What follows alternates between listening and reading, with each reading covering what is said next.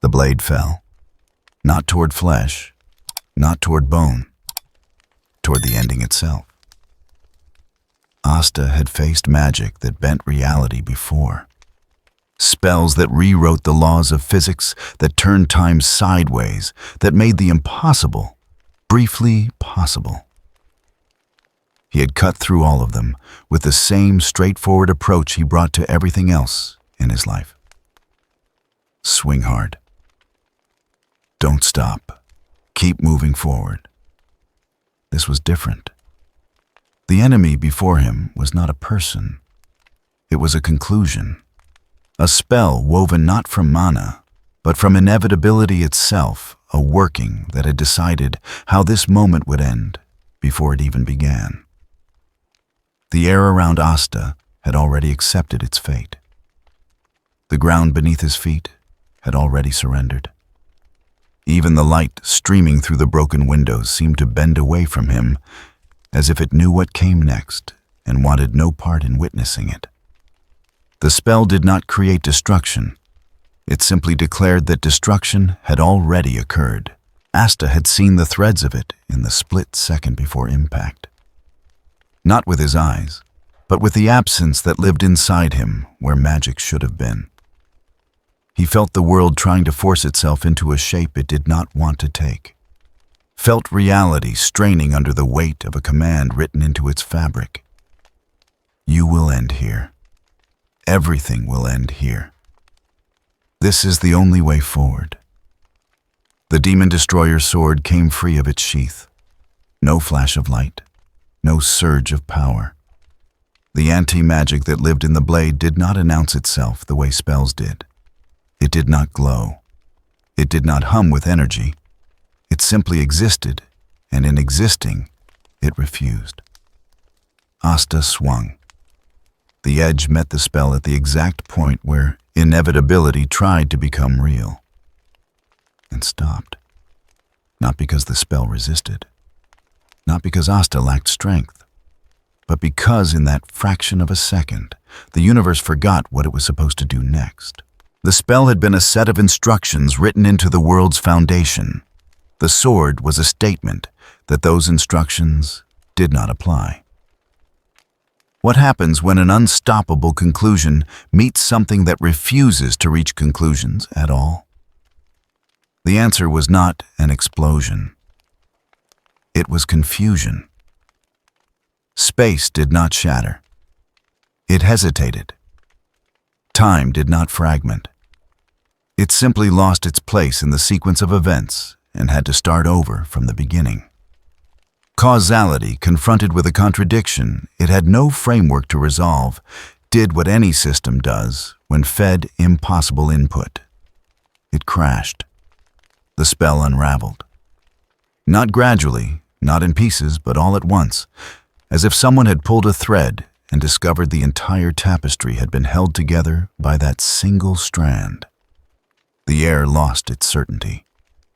The ground forgot which direction was down. Light stopped knowing how to travel in straight lines. Asta stood in the center of it. Blade still extended and felt the world trying to rebuild itself around him. But something had gone wrong. The spell had not simply broken. It had left a hole where it used to be. A gap in causality. The magic that had tried to force the world into a predetermined ending had been so deeply woven into this moment that removing it left nothing behind. No past, no future. Just a present that could not remember how it got here or where it was supposed to go next. Asta took a breath. The air tasted like copper and ozone. He tried to take a step forward, but forward had stopped meaning anything. Direction required a destination. Destinations required causality. Causality required that one moment followed another in sequence. This moment did not follow anything. It did not lead anywhere. It simply was isolated and alone, cut free from the timeline like a page torn from a book. The world tilted. No, that was wrong. The world stayed exactly where it was. Asta tilted. Or rather, the connection between Asta and the world tilted the bond that kept him anchored to this specific reality, stretching like a rope pulled too tight. He felt himself starting to slip, not falling, not flying, just ceasing to be in the place he had been without moving to somewhere else. The anti-magic in his sword had severed the spell's hold on causality. But causality itself was what kept him tethered to this world. Without it, there was nothing to stop him from sliding sideways into a space that had no name. Asta tried to grab onto something. Anything. His fingers closed on empty air. The room around him grew distant. Not darker. Not smaller. Just less relevant. He could still see it. The broken windows, the scorched floor. The enemy who had cast the spell, now frozen in an expression that might have been shock. Or might have been nothing at all. Because expressions required time to form, and time had stopped working properly. The last thing Asta saw before everything went away was his own hand still gripping the sword, the knuckles white with effort. Then the world let go. He did not fall. He did not rise. He simply stopped being in one place and started being somewhere else without any journey in between. The transition was not violent. It was absolute. One moment Asta existed in the reality he had been born into. The next moment, that reality no longer contained him. And in the space between those moments, anti-magic learned something new.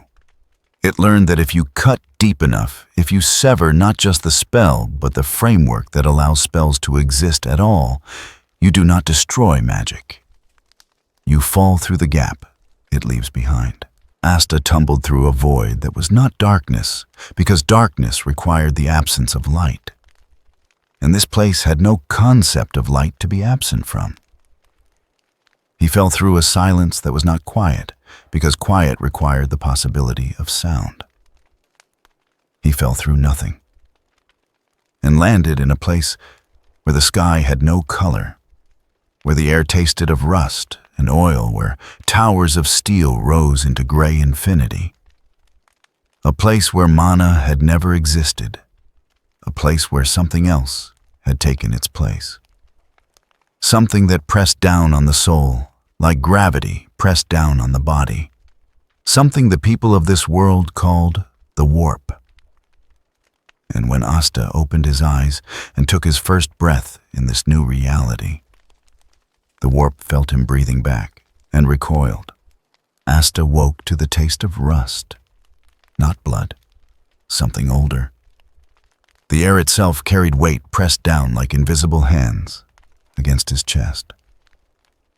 He lay on cold metal, ridged and uneven, the kind of surface that had been walked over by 10,000 boots until the pattern wore into something almost organic. He sat up slowly. The sky above was wrong.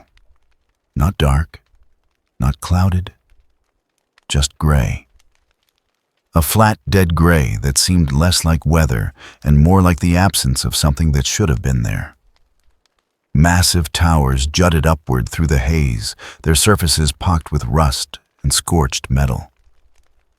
They rose impossibly high, vanishing into the murk overhead, each one tilted at angles that suggested they had been falling for centuries, but never quite finished. No sun, no stars. Just the glow of sodium lights, orange and sickly, bleeding through fog that smelled of oil and burnt plastic. Asta stood. His legs felt steady. His arms responded normally. The sword strapped to his back was still there, its weight familiar against his spine. But something fundamental had changed. He breathed in, searching for the pull and flow that always filled the air back home. Nothing. No mana. Not absent the way it had been in the anti-magic zone during training. This was different. It was as if the concept itself had never existed here. The world around him didn't reject magic. It simply had no framework to contain it. He took a step forward. Metal clanged under his boot. The street beneath him was a grid of steel plates bolted together in haphazard patterns. Some were smooth. Others had been ground down by use until the surface resembled weathered stone. Between the gaps, deeper darkness yawned, and from those cracks came sounds. Machinery grinding. Voices raised in anger or pain, he couldn't tell which. The clanking of chains. Movement caught his eye. A woman shuffled past 30 feet away. She wore rags stitched together. From what might have once been a uniform, the fabric so stained that its original color had become myth. Her face was gaunt cheeks, hollowed eyes fixed on the ground ahead. She pulled a cart behind her wheels, squealing against the metal street. In the cart sat 3 children, none older than 7, their limbs thin as cables. They did not look at him. They did not look at anything. Asta opened his mouth to call out, but the woman turned down an alley before he could speak. The cart's wheels left streaks of dark liquid on the metal behind her. He stood alone again. More figures moved through the haze now that he looked for them. Dozens, hundreds. They walked with purpose but without urgency, as if the concept of hurrying had been worn out of them by years of futility. Men hauled cable thick as their arms over shoulders that had bent under the weight. Children no taller than Asta's waist dragged sacks twice their size, their breaths coming in wet gasps. No one spoke. No one shouted. The only sounds were footsteps, the scrape of metal, and the ever-present hum of machinery somewhere far below. Asta walked forward deeper into the street. Buildings rose on either side, but calling them buildings felt wrong. They were more like growths. Structures piled atop structures welded together without plan or reason. Each addition cantilevered over the last until entire blocks leaned at angles that should have collapsed under their own mass. Balconies jutted from 5th-story walls, scaffolding wrapped around corners that led nowhere. Pipes thicker than a man's body burst through walls, dripping condensation that hissed when it struck the ground. He passed an open doorway. Inside, a man knelt before a wall covered in wires. His hands moved with practiced efficiency, splicing red cable to black to green, twisting the exposed copper with fingers that had long since lost their nails. Behind him, a woman fed paper into a machine that spat out punched cards in rhythm with a metronome's click. Neither looked up when Asta's shadow fell across the threshold. He kept walking. The air grew heavier. Not humid, but thick, as if something invisible pressed against his skin from all directions. That strange weight he had felt when he first woke grew stronger with every step. It wasn't physical. His body moved normally. But there was a pressure against something deeper. Something inside him that had no name. Ahead, the street opened into a plaza. Or what had once been a plaza. Now it was a staging ground. Hundreds of people moved in organized chaos, hauling crates from one side to the other, stacking them in towers that reached 3 stories high before toppling and being rebuilt. Overseers in black coats stood on raised platforms, shouting orders through amplified speakers that turned their voices into metallic barks. Line 7, move faster. Line 7, you're behind quota. Section 12 requires an additional 40 units. Section 12, reassign personnel. Deceased worker in line 19, remove and replace. Deceased worker in line 19. Asta stopped at the edge of the plaza. A man collapsed 10 feet to his left, just dropped mid-step the crate he had been carrying, spilling its contents across the ground. Small metal parts scattered like water. 2 other workers bent down, without breaking stride, grabbed the fallen man by his arms and dragged him toward the edge of the plaza where a belt conveyor waited. The man's eyes were still open. The conveyor belt fed into a chute. The chute led down into darkness. Asta heard the wet crunch of machinery far below, followed by the hiss of something organic meeting something very hot. The two workers returned to the line and picked up new crates. No one stopped working. No one paused. Asta's hand moved to the hilt of his sword without conscious thought. "Where I'm from," he said quietly. Though no one stood close enough to hear, people fight so they can live better. His fingers tightened on the leather grip. Here they just fight to keep living. A whistle shrieked. The workers stopped moving. All of them, in perfect unison, set down their loads and turned toward the center of the plaza, where a raised platform had been erected. On it stood a man in robes too clean for this place, his face hidden behind a mask of tarnished silver. The robed man raised his hands. "Citizens of the lower hive." His voice boomed, amplified by speakers mounted on the towers around them. "The Emperor protects. Through toil we serve. Through service we endure. Through endurance we earn the right to another day of labor in his name." The crowd did not cheer. They did not bow. They simply stood, heads tilted upward, faces blank. "Blessed are the workers," the robed man continued, "for their suffering cleanses. Blessed are the weak, for their deaths strengthen the Imperium. Blessed are those who die in service, for they have fulfilled their purpose." The crowd remained silent. The robed man lowered his hands. "Return to your stations." The workers turned back to their crates and resumed hauling. The belt conveyors started moving again. The overseers began their shouting. Asta stood motionless. Behind the platform, nailed to a wall of corrugated steel, was a man.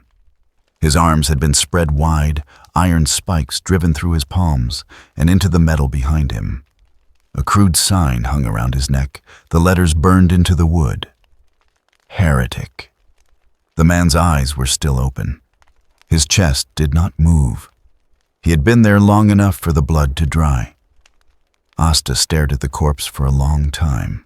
Then he looked at the workers hauling their crates, at the children dragging cables, at the woman feeding paper into the endless machine, at the belt conveyor that fed the dead into the recycling chute. He did not move. He did not speak. But his hand never left the hilt of his sword. And deep inside, where that strange pressure weighed against something he could not name, anti-magic began to breathe. And the feeling came slowly at first. Asta had been walking for hours through the lower hive's maze of steel corridors and rusted catwalks. The air remained thick with that same oppressive weight he had felt since waking, but he had learned to breathe through it. His body adapted. His muscles compensated. He kept moving because stopping meant thinking too hard about what he had seen, and thinking too hard meant questions he had no way to answer. But this was different. This was not the physical weight of polluted air or the psychological burden of witnessing suffering.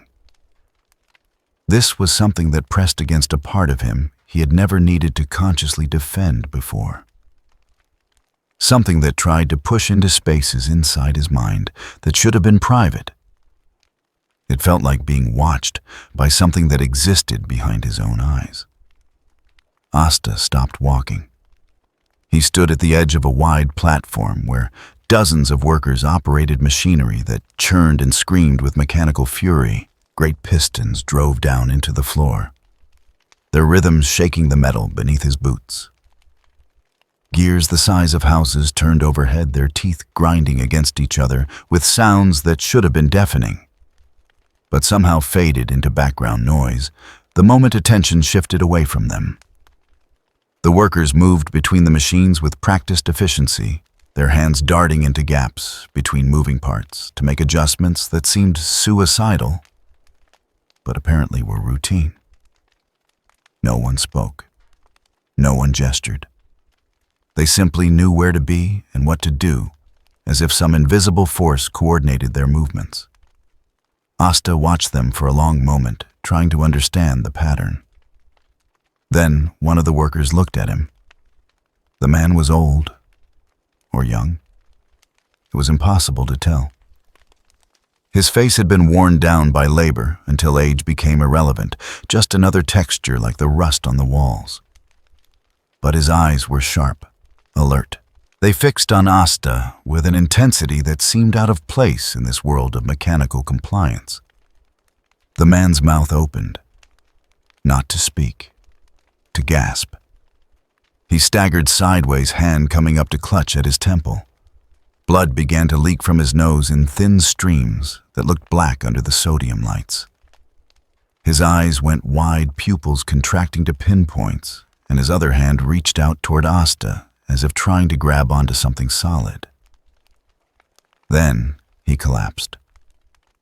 The other workers kept moving. The machines kept churning. No one stopped. No one helped. The fallen man twitched once, twice, then lay still. His hands still extended toward where Asta stood. Asta moved without thinking, crossing the distance in 3 strides. He knelt beside the man, checking for pulse, for breath, for any sign of what had caused the collapse. The man's heart still beat. His chest still rose and fell. But his eyes had rolled back, showing only whites that were threaded with broken blood vessels. "Hey," Asta said, shaking the man's shoulder gently. "Can you hear me?" No response. Asta looked around for help, but the other workers continued their tasks as if nothing had happened. As if men collapsing was so common, it did not warrant attention. Maybe it was. Maybe in this place, falling down and not getting back up was just another part of the routine. He stood slowly, stepping back from the unconscious man, and noticed the silence. Not the silence of the workers who had never spoken to begin with, but a different kind of quiet. A pocket of stillness that seemed to follow him like a shadow. The machines nearest to where he stood ran smoother. Their grinding sounds softened. The screaming of metal on metal became almost rhythmic, like a heartbeat settling after exertion. Asta turned in a slow circle. Everywhere he looked, small changes had occurred. Lights that had flickered now burned steady. Pipes that had leaked condensation had stopped dripping. Even the air seemed clearer in a radius around him. The thick haze thinning just enough that he could make out details 10 feet farther than before. And the workers, the ones closest to him, had stopped moving. Not frozen, not paralyzed. They simply stood still. Hands lowered, faces turned toward him with expressions that might have been confusion or might have been relief. Their breathing had slowed. The tension that had pulled their shoulders into permanent hunches had eased. One of them, a woman with scars across her cheek that spelled out words in a language Asta did not know, lifted her hand to her forehead. She touched the skin there gently, as if checking for something that should have been present, but was not. Her eyes met Asta's. She looked afraid, not of him, of the absence of something else. Asta felt it then, really felt it. Not the weight that pressed down from outside, but the thing that had been trying to press in. It was still there, surrounding him like an ocean surrounds a diver, but it could not touch him, could not reach the space where he stood. It tried. He could sense it in the way a person senses someone staring at them from across a room. The pressure pushed against an invisible barrier, testing for weaknesses, searching for any crack it could flow through. But every time it made contact with whatever surrounded Asta, it recoiled. Not violently, just pulled back the way a hand pulls back from a hot surface. The anti-magic inside him had not activated. He had not drawn his sword, had not consciously pushed anything away. His power was simply existing the way breath exists, the way a heartbeat exists. Passive, automatic. And in existing, it created a space where this other thing could not. Asta looked down at his hands. They appeared normal. No glow, no aura. Nothing visible that would explain what was happening. But he could feel it now that he knew to look for it. A shell around him thin as paper, strong as steel. A boundary that said no. Not aggressively, not violently, just absolutely. The woman with the scarred face took a step back. Then another. Her eyes never left Asta's, but there was something in them now that had not been there before. Something that might have been the distant memory of what it felt like to think without interference. Then the weight returned, not to Asta, but to her. He watched it happen in real time. Her posture stiffened, her breathing quickened. The brief clarity in her eyes clouded over, replaced by the same vacant compliance the other workers showed. She turned back to her station and resumed her tasks without a word. The unconscious man on the floor groaned. His eyes fluttered open, unfocused and confused. He stared up at the pipe's overhead mouth, working soundlessly, then pushed himself to his knees with trembling arms. He did not look at Asta again, just stood swayed, and returned to his position at the machinery. Asta remained where he was, watching the workers settle back into their rhythm. The machines resumed their previous cacophony. The lights flickered. The air grew thick again, but the quiet space around him persisted. He closed his eyes and focused inward, trying to understand what his power was doing. Back home, anti-magic had always been active. A force he could direct, control, weaponize. But this was different. This was his power simply breathing, existing, creating a void not through action, but through presence. And whatever this invisible weight was, this pressure that tried to push into minds and bend reality to shapes it should not take, it could not exist in that void. Asta opened his eyes and looked up at the towers rising into the gray sky above. "This isn't magic," he said quietly. The words were not for anyone else. The workers could not hear him over the machinery, would not have listened if they could. He said them for himself, to make sense of what he felt. This is something that makes people live like this. His hand found the hilt of his sword. Not to draw it, just to hold on to something familiar while standing in a place where nothing made sense. Something that pushes down on everyone until they forget they could push back. The weight pressed against him from all sides, testing, searching, patient. Asta tightened his grip on the sword. "But it can't touch me." He did not know what that meant yet, did not understand the implications. But standing there in the lower hive, surrounded by workers who had forgotten what it meant to be anything other than tools, Asta felt something he had not felt since arriving in this gray, broken world. Purpose. Not the grand purpose of saving kingdoms or defeating demon kings. Something simpler, more immediate. If this weight could not touch him, then maybe the space around him could be a place where others could remember what it felt like to be free of it. Even if just for a moment. Even if just while he stood there. It was not much, but it was something. And Asta had built his entire life on the belief that something was always better than nothing. He started walking again deeper into the hive, and the quiet space moved with him like a bubble in deep water.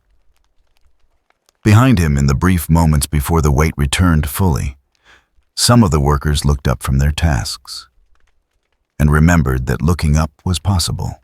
The screaming led him there, not the mechanical screaming of the hive's endless machinery. not the ambient suffering that had become white noise. This was different. This was human voices raised in something that might have been ecstasy or agony, or both at once impossible to distinguish.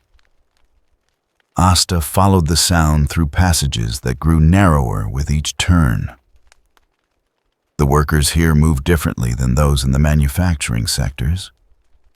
They walked with purpose that seemed almost feverish, their eyes bright with something that did not belong in faces so worn by labor. Some carried bundles wrapped in stained cloth.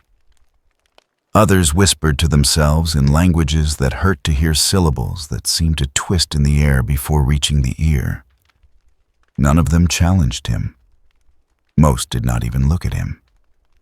Those who did flinched away, hands rising to ward off something they could sense, but not see. The passage opened into a plaza that had been cleared of the usual debris and machinery. Steel plates had been polished until they reflected the sodium lights overhead like dark mirrors.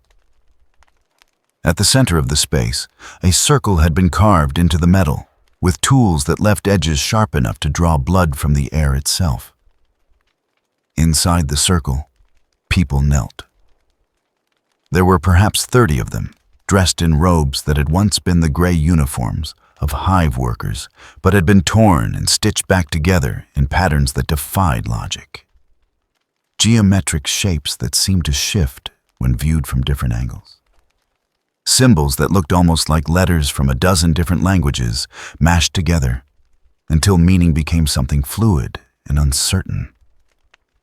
They chanted in unison, voices rising and falling in rhythms that had no relationship to human breath or heartbeat. The words scraped against Asta's ears like rusted metal, each syllable leaving small cuts in comprehension. In the center of the circle, a woman lay bound. She was young, or had been young. It was hard to tell now. Her face was bruised, one eye swollen shut, and her breathing came in shallow gasps through broken ribs. She did not struggle, did not cry out. Just lay there with her remaining eye fixed on the ceiling overhead, as if she had already accepted what came next. The cultists had knives.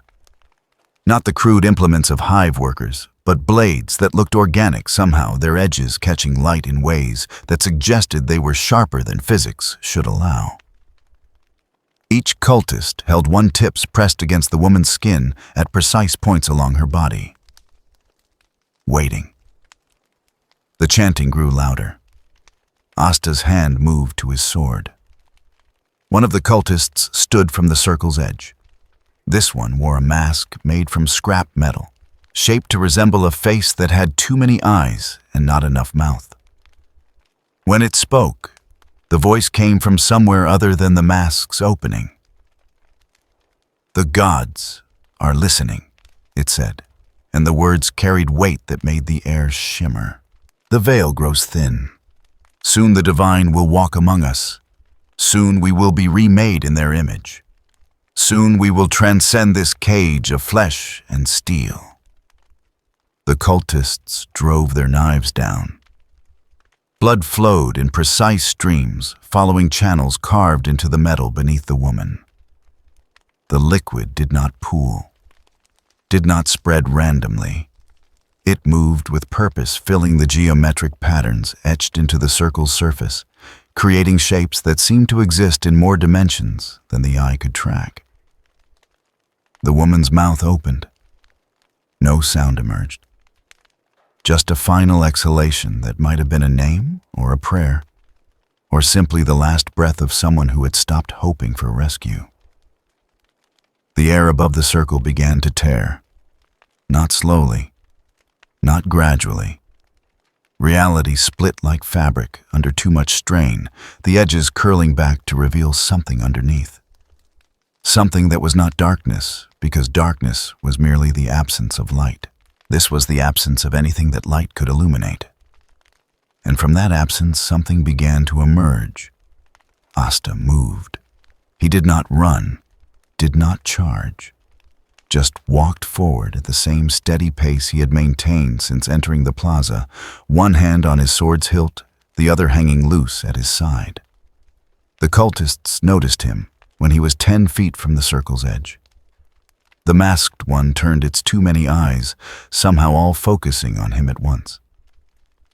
"You," it said. "You are the void that walks. We have felt your absence. We have prayed for you to stay away." Asta stopped at the circle's edge. "Let her go," he said. The masked cultist tilted its head. "She is already gone. Her purpose has been fulfilled. The gateway opens. The divine descends. Your presence here changes nothing." Asta looked past the cultist to where the tear in reality continued to widen. Something moved within that impossible darkness. Something vast. Something that existed in directions that should not exist. He stepped into the circle. The moment his boot crossed the carved line, the symbols etched into the metal cracked. Not broke, not shattered. Simply stopped being certain about what they represented. The geometric patterns that had held such precise meaning a moment ago became just scratches in steel. The channels carrying blood dried up as if the liquid had forgotten how to flow. The cultists recoiled. "No," the masked one hissed. "No, you cannot. The ritual is complete. The offering has been made. The gods have accepted." The tear in reality flickered. Whatever was emerging paused its vast bulk, suspended between worlds. Asta could feel it now, that same pressure he had felt earlier, but magnified 1,000-fold. This was the source. This was what pushed down on minds and bent reality to shapes it should not take. He drew his sword. The demon destroyer's sword did not flash with light, did not hum with power. It simply existed, and in existing, it rejected. The symbols on the circle's floor shattered, not cracked, shattered. The steel beneath them crumbled, as if the act of holding magical meaning for even a few moments had exhausted its structural integrity. The blood that had flowed in such precise patterns evaporated not from heat, but from the simple fact that it no longer served any purpose. And the tear in reality began to close. The thing within it screamed. The sound had no source, no direction. It came from everywhere, and nowhere a noise that existed in the gap between thought and action, in the space where the mind translated sensation into understanding. It was rage and confusion, and something that might have been fear, though. Fear implied understanding of mortality, and this thing had never conceived of an end to its existence. Until now. Asta swung his sword at the tear. The blade passed through empty air, made contact with nothing physical. But where it cut reality remembered how to heal itself. The edges of the tear pulled together like a wound, closing, sealing shut with finality that left no scar, no mark, no evidence that anything had been wrong. The thing within the tear reached out one last time, appendages that were not arms, fingers that were not fingers, grasping for purchase in the material world. The tear sealed. The scream cut off mid-shriek. Silence filled the plaza. Not the ambient quiet of the hive's background noise. True silence. The kind that happens when something loud stops suddenly, and the ear takes a moment to adjust. Asta lowered his sword. The cultists stared at him, then at the space where their gateway had been, then at each other. "Impossible," the masked one whispered. Asta sheathed his blade. "She's still alive?" He knelt beside the woman, checking her pulse. Weak, thready, but present. Her one open eye focused on him with an expression that might have been gratitude, or might have been incomprehension. Perhaps both. The masked cultist took a step forward. The gods promised. They showed us visions. They whispered truths that broke our minds and remade them stronger. They cannot abandon us. Not now. Not after we have given everything. It raised its blade. If the divine will not descend, then we will ascend to them. Through sacrifice, through blood, through... Asta stood, turned, met the cultist's too many eyes with his own.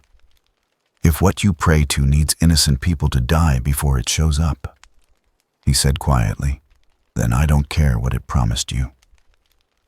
He lifted his sword again, not high, not in a threatening stance, just held it steady between himself and the cultists. I'll cut it down before it gets the chance. The masked cultist stared at him. Behind it, the other cultists began to murmur, not in their previous chanting rhythm, in confusion, in growing panic. But the gods, one of them said, voice cracking. We heard them. They spoke to us. They showed us paradise, another added. They promised transcendence. They promised meaning. Their voices rose, overlapping, desperate. The masked cultist raised its hands.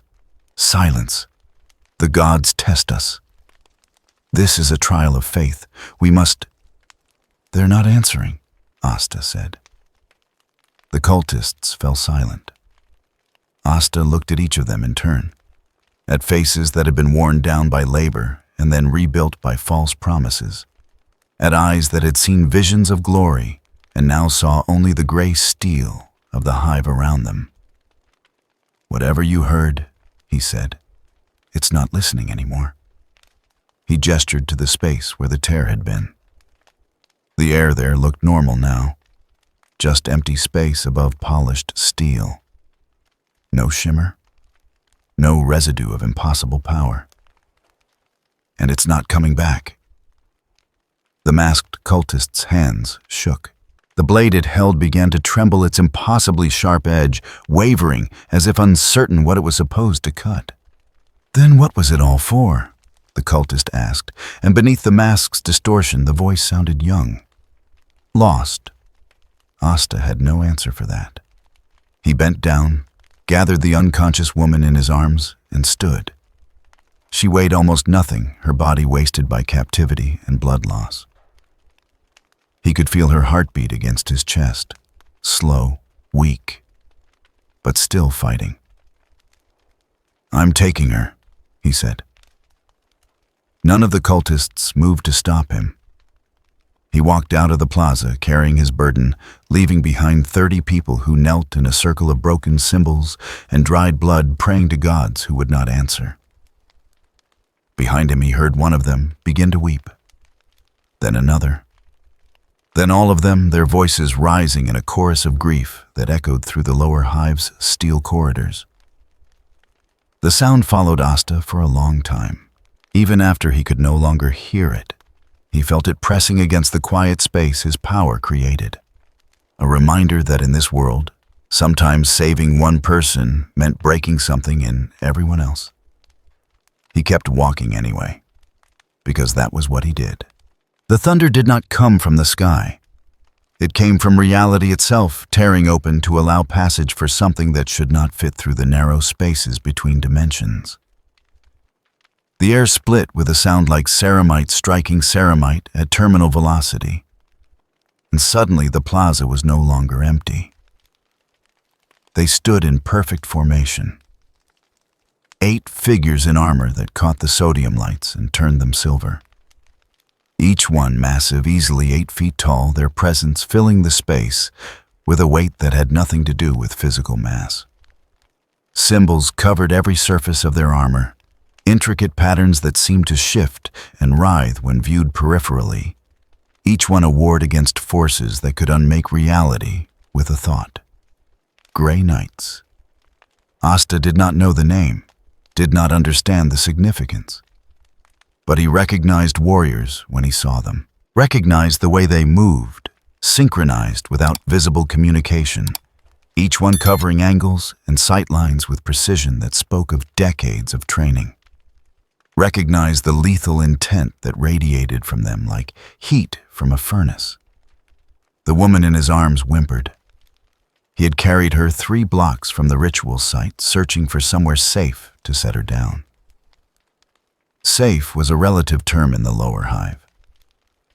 He had settled for a recessed doorway, where she would be out of sight from the main thoroughfare, had been in the process of checking her wounds when reality tore open. Now he stood frozen, the woman still cradled against his chest, facing 8 warriors whose weapons were already trained on him. One of them stepped forward. The armor's design marked him as different from the others. More ornate, more heavily warded. When he spoke, his voice emerged from Vox speakers built into his helmet, amplified to a volume that made the air vibrate. Remain stationary. Identify yourself. Asta did not move. His hand hung at his side, deliberately away from his sword. He had learned that much from the Clover Kingdom. When facing unknown warriors, sudden movements meant death. "My name is Asta," he said. The Grey Knight's helmet tilted fractionally. Behind him, another knight raised an arm. This one carried no visible weapons, but energy crackled around his gauntleted hand, blue-white and sharp enough to leave after-images in Asta's vision. "Librarian," the leader said without turning. "Assessment." The knight with the crackling hand was silent for a long moment. When he spoke, his voice held notes of confusion that seemed out of place in a warrior of his bearing. No psychic signature, no warp taint, no detectable energy patterns consistent with sorcery or demonic possession. A pause. No blank null field, no technological augmentation, no identifiable source of anomalous readings. Another pause longer this time, yet the warp refuses to occupy the space around him, as if something in his nature fundamentally contradicts the Imperium's existence. The leader's helmet turned back to Asta. "Explain." Asta shifted the woman's weight carefully. She had lost consciousness again, her breathing shallow but steady. He needed to get her medical attention. These warriors looked like they had the resources to help, but they also looked like they would not appreciate being asked. "I can't," he said honestly. "I don't know how it works. I just know that magic doesn't affect me." "Magic?" The librarian repeated the word, carrying layers of disdain. "The warp is not magic. It is a fundamental aspect of reality. It cannot be simply ignored." "I'm not ignoring it," Asta said. "It's just not there, around me." The Grey Knights remained motionless. Their weapons did not waver. Asta got the impression they could stand like that for hours, if necessary, absolutely still, absolutely focused. Then reality tore open again. This time the sound was different. Quieter, more controlled. A door opening rather than a wall breaking. 3 figures emerged. They wore robes instead of armor-black fabric that seemed to drink in the light around them. Each one bore a symbol on their chest worked in silver that gleamed against the darkness. A stylized letter. An eye. The central figure pulled back their hood. The face beneath was weathered, gender-ambiguous eyes sunken deep into sockets that looked like they had not seen restful sleep in years. When this person spoke, the voice was quiet, conversational, somehow more threatening than the Grey Knight's amplified declarations. Ordo Malleus reports a warp anomaly. A ritual site disrupted. Cultists rendered catatonic by psychic backlash. The eyes fixed on Asta. And you standing at the center of it all, holding one of the intended sacrifices. Asta met that gaze steadily. I stopped the ritual, saved her life. Did you? It was not a question. The Inquisitor walked closer, moving with the careful precision of someone who had learned to evaluate threats from a distance. The Grey Knights parted to let them pass their weapons tracking, but not firing. Tell me, the Inquisitor said, stopping 10 feet from Asta. What happened to the demon they were summoning? I cut the opening closed, Asta said. It didn't get through. You cut. An incursion from the Imperium. Closed. Yes. The Inquisitor studied him for a long moment, then turned to the librarian. Is that possible? The librarian's crackling energy flickered dimmed, then flared brighter. No. Warp rifts can be sealed through ritual, through technology, through sufficient psychic force. But to simply negate one, no. That should not be possible. Yet the ritual site confirms it, another voice said. One of the hooded figures had remained near the portal, presumably scanning the area. The geometric patterns are broken at a molecular level. The blood used in the summoning has been rendered inert. The warp scar that should exist from a near breach is absent. The Inquisitor's eyes never left Asta. Show me your hands. Asta shifted the woman carefully to one arm, extended his free hand. No mutations, no marks, just calluses from years of sword training. The other one. He shifted the woman again, showed his other hand. The same. Put the woman down. Asta hesitated. She needs help. She will receive it, after you have been evaluated. Put her down. There was no room for negotiation in that voice. Asta knelt slowly, lowering the woman to the ground as gently as he could. She stirred, but did not wake. He straightened hands visible at his sides. Step away from her. He took 3 steps back. One of the Grey Knights moved forward, scooped up the woman with surprising gentleness, and withdrew to the edge of the formation. The Inquisitor walked a slow circle around Asta, examining him from every angle. No wings, no horns, no physical manifestations of warp corruption. The Inquisitor stopped in front of him again. Yet you exist as a fundamental contradiction to the laws governing our reality. You are a walking impossibility. I've heard that before, Asta said quietly. I am certain you have. The Inquisitor turned to the Grey Knights. Status of the planet's infestation, the leader responded immediately. 17 confirmed cult sites in this hive alone. Warp signatures detected in the mid and upper levels. Demonic manifestations increasing in frequency. Planetary corruption assessment terminal. The Inquisitor nodded slowly. How many citizens remain uncompromised? Impossible to determine. Conservatively less than 30%. And the strategic value of Iridian 9? Minimal. Manufactorums are below Imperial standard. Tithe production has been in decline for 3 decades. Loss would be negligible to sector supply chains.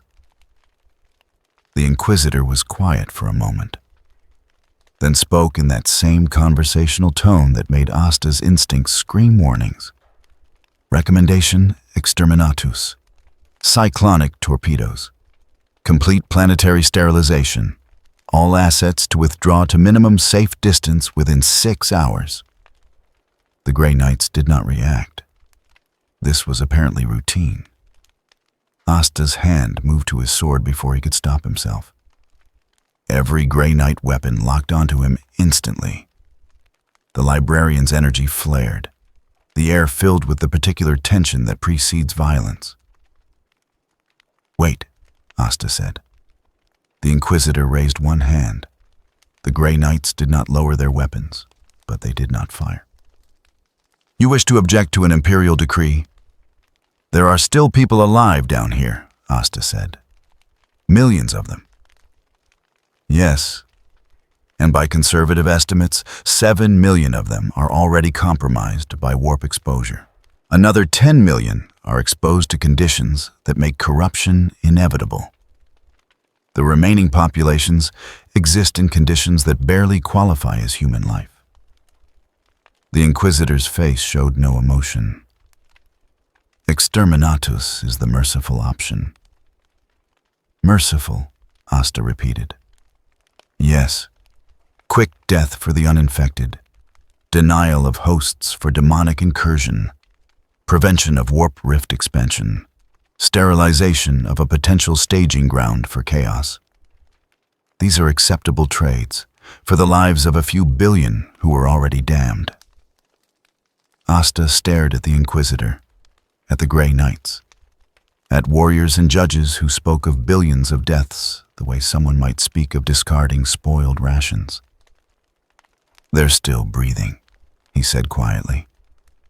The Inquisitor tilted their head slightly. "Breathing is not the same as living, and preservation of breath is not sufficient reason to risk the sector. The Imperium functions on acceptable losses. This planet is an acceptable loss." "No," the word came out flat. Final. The Inquisitor's expression did not change, but something shifted in their posture. The Grey Knights' weapons tracked incrementally closer to firing positions.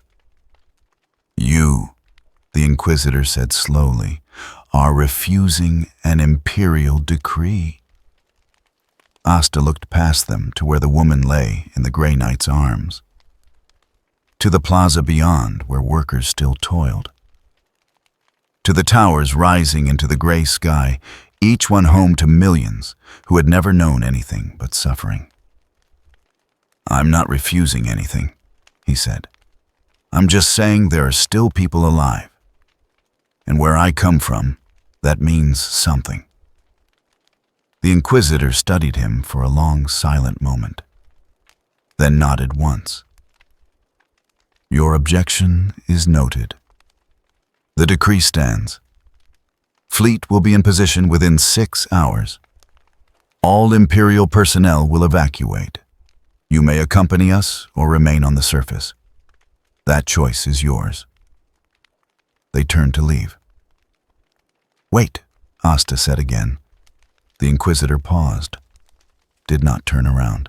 6 hours is long enough to save some of them. Get them off planet. There has to be room on the evacuation ships." Now the Inquisitor did turn.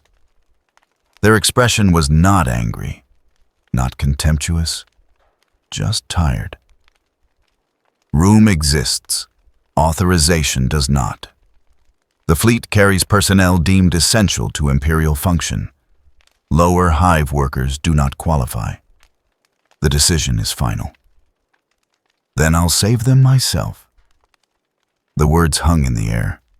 The Grey Knights shifted. Small movements, weapons adjusting. The librarian's energy crackled brighter. The Inquisitor's eyes narrowed. "You believe you can evacuate millions of citizens in 6 hours with no resources, no authority, no support?" "No," Asta admitted. "But I can try." Silence. Then the Inquisitor laughed. Short, sharp, a sound utterly devoid of humor. "You are either the bravest fool I have encountered or something far more dangerous." They turned fully now, facing Asta directly. "Very well, you have 6 hours. Do what you believe you must. But understand this." The Inquisitor stepped closer, close enough that Asta could see the scars beneath their eyes.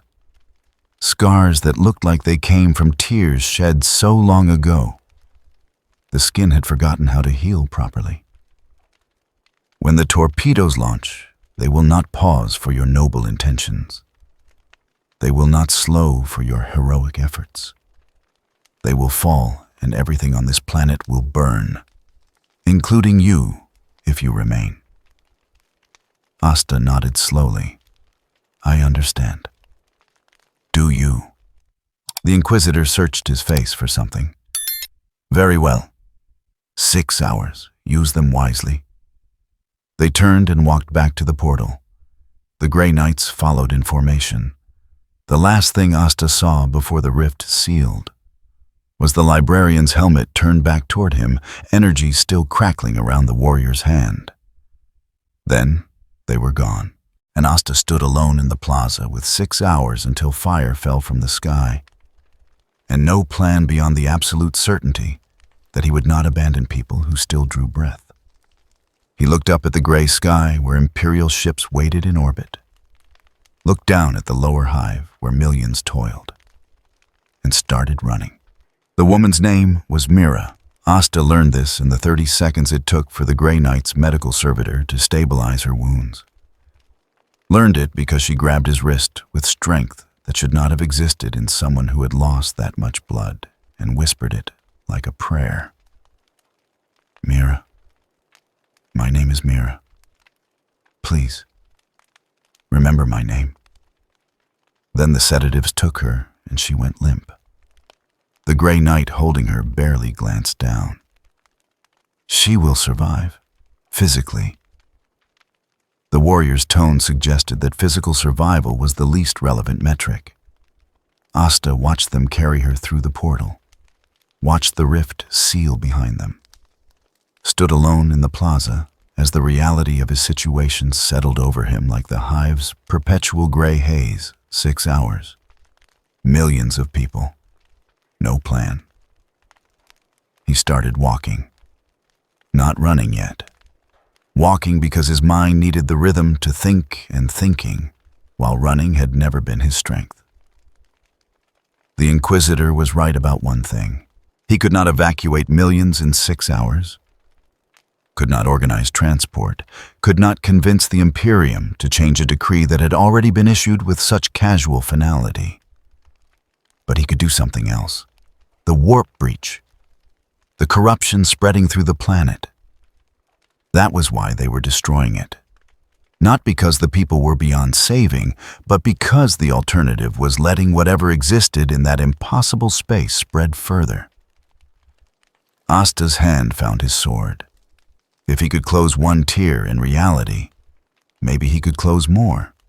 Maybe he could cut away whatever was eating at this world from the inside, until the Imperium had no reason to burn it.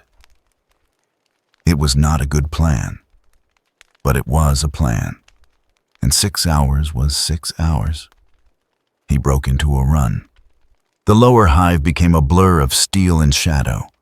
Workers scattered from his path, not in fear but in simple confusion at seeing someone move with purpose that was not dictated by quotas and shift bells. He followed the feeling, that pressure he had sensed earlier, the weight that tried to push into minds and bend space. It grew stronger as he ran deeper into the hive's heart. The architecture changed. The industrial machinery gave way to older structures, half buried beneath layers of newer construction. Stone showed through gaps in the steel. Not manufactured blocks, but carved rock worn smooth by centuries. This was the foundation. The original settlement before the hive had grown over it like scar tissue, and beneath it, the pressure became almost physical.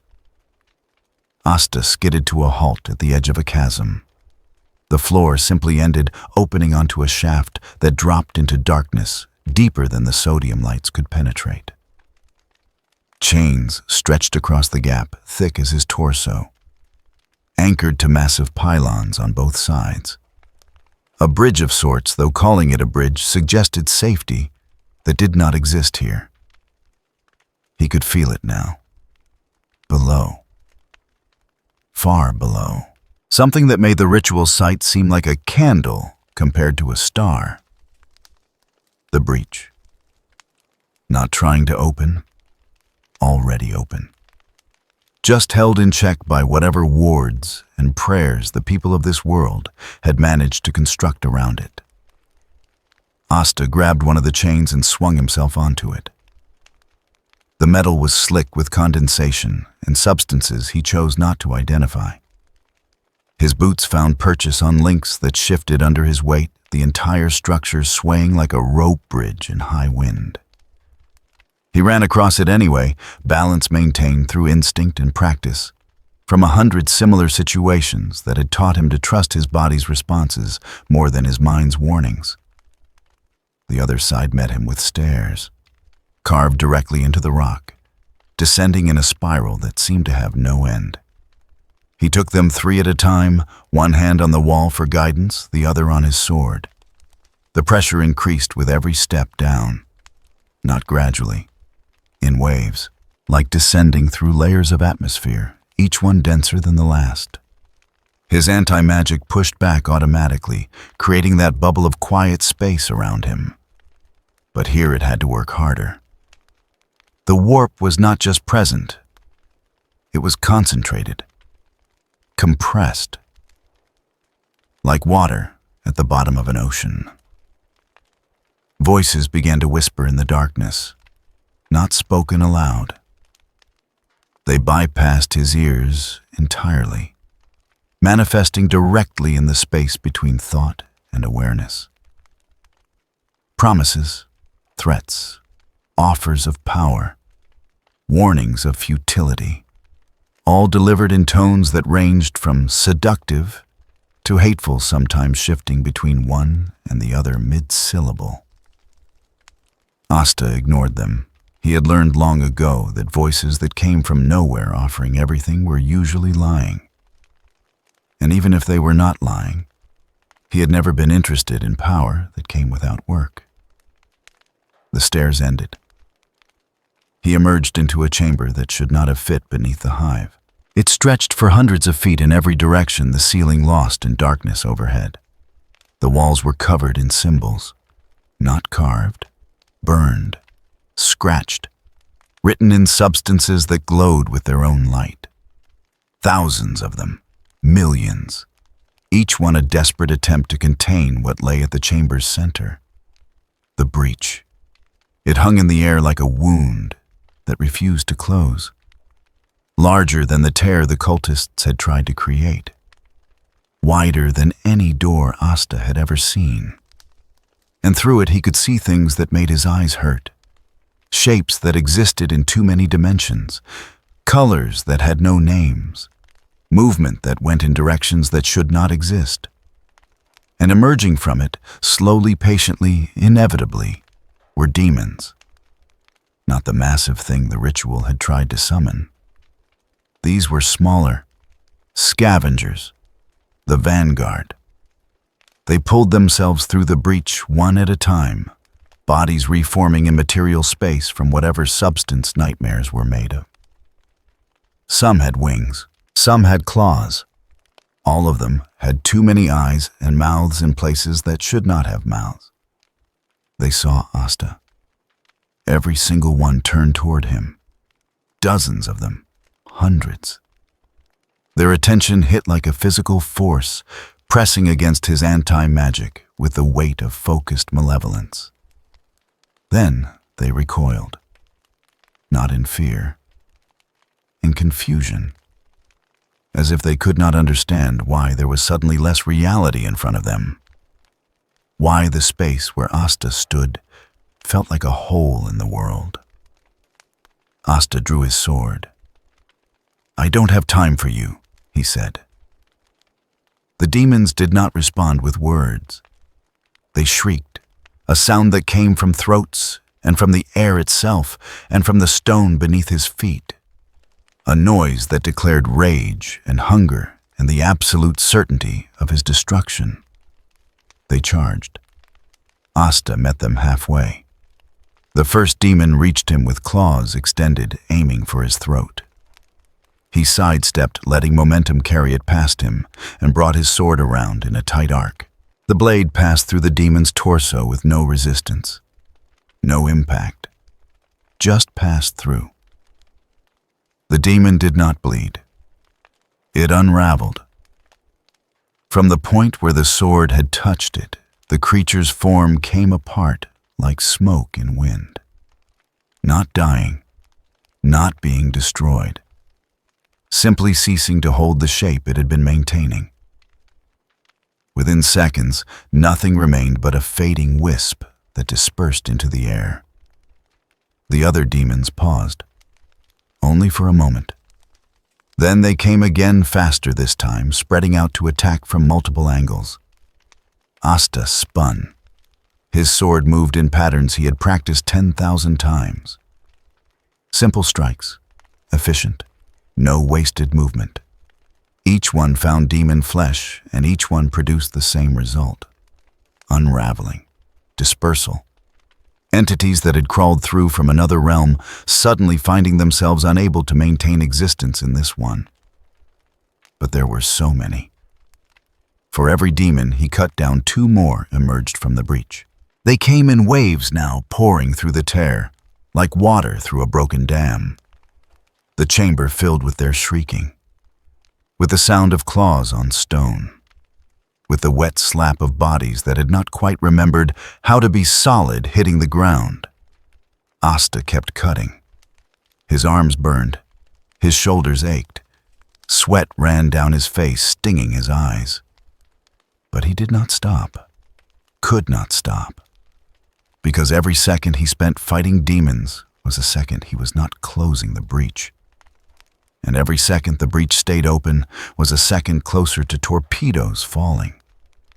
A demon larger than the others crashed into him from behind. He went down hard, hitting the stone with force that drove the air from his lungs.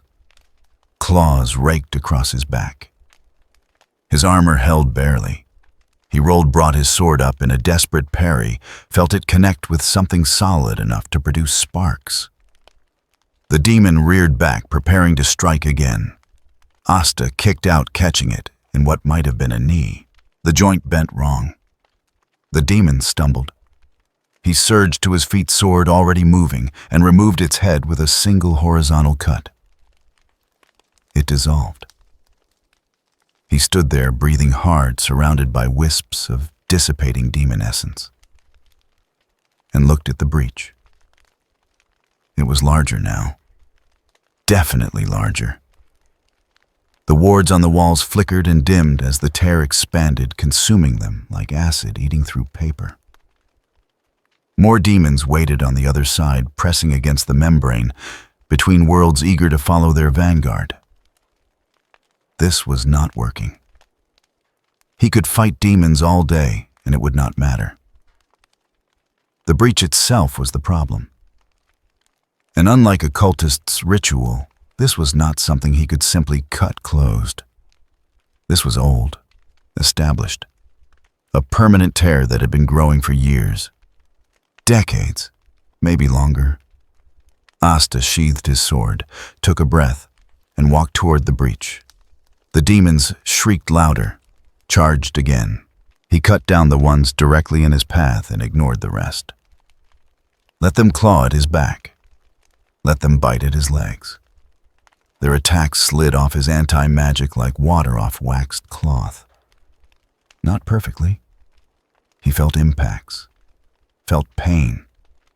But the supernatural edge to their strikes could not touch him, could not find purchase in the space where his power said no.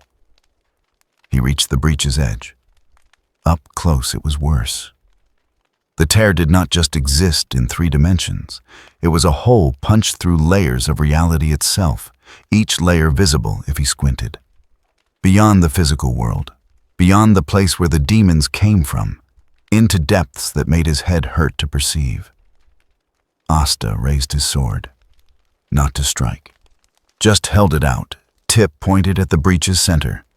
His anti-magic flowed down the blade, not consciously directed, just allowed to move the way water flows downhill when given the chance.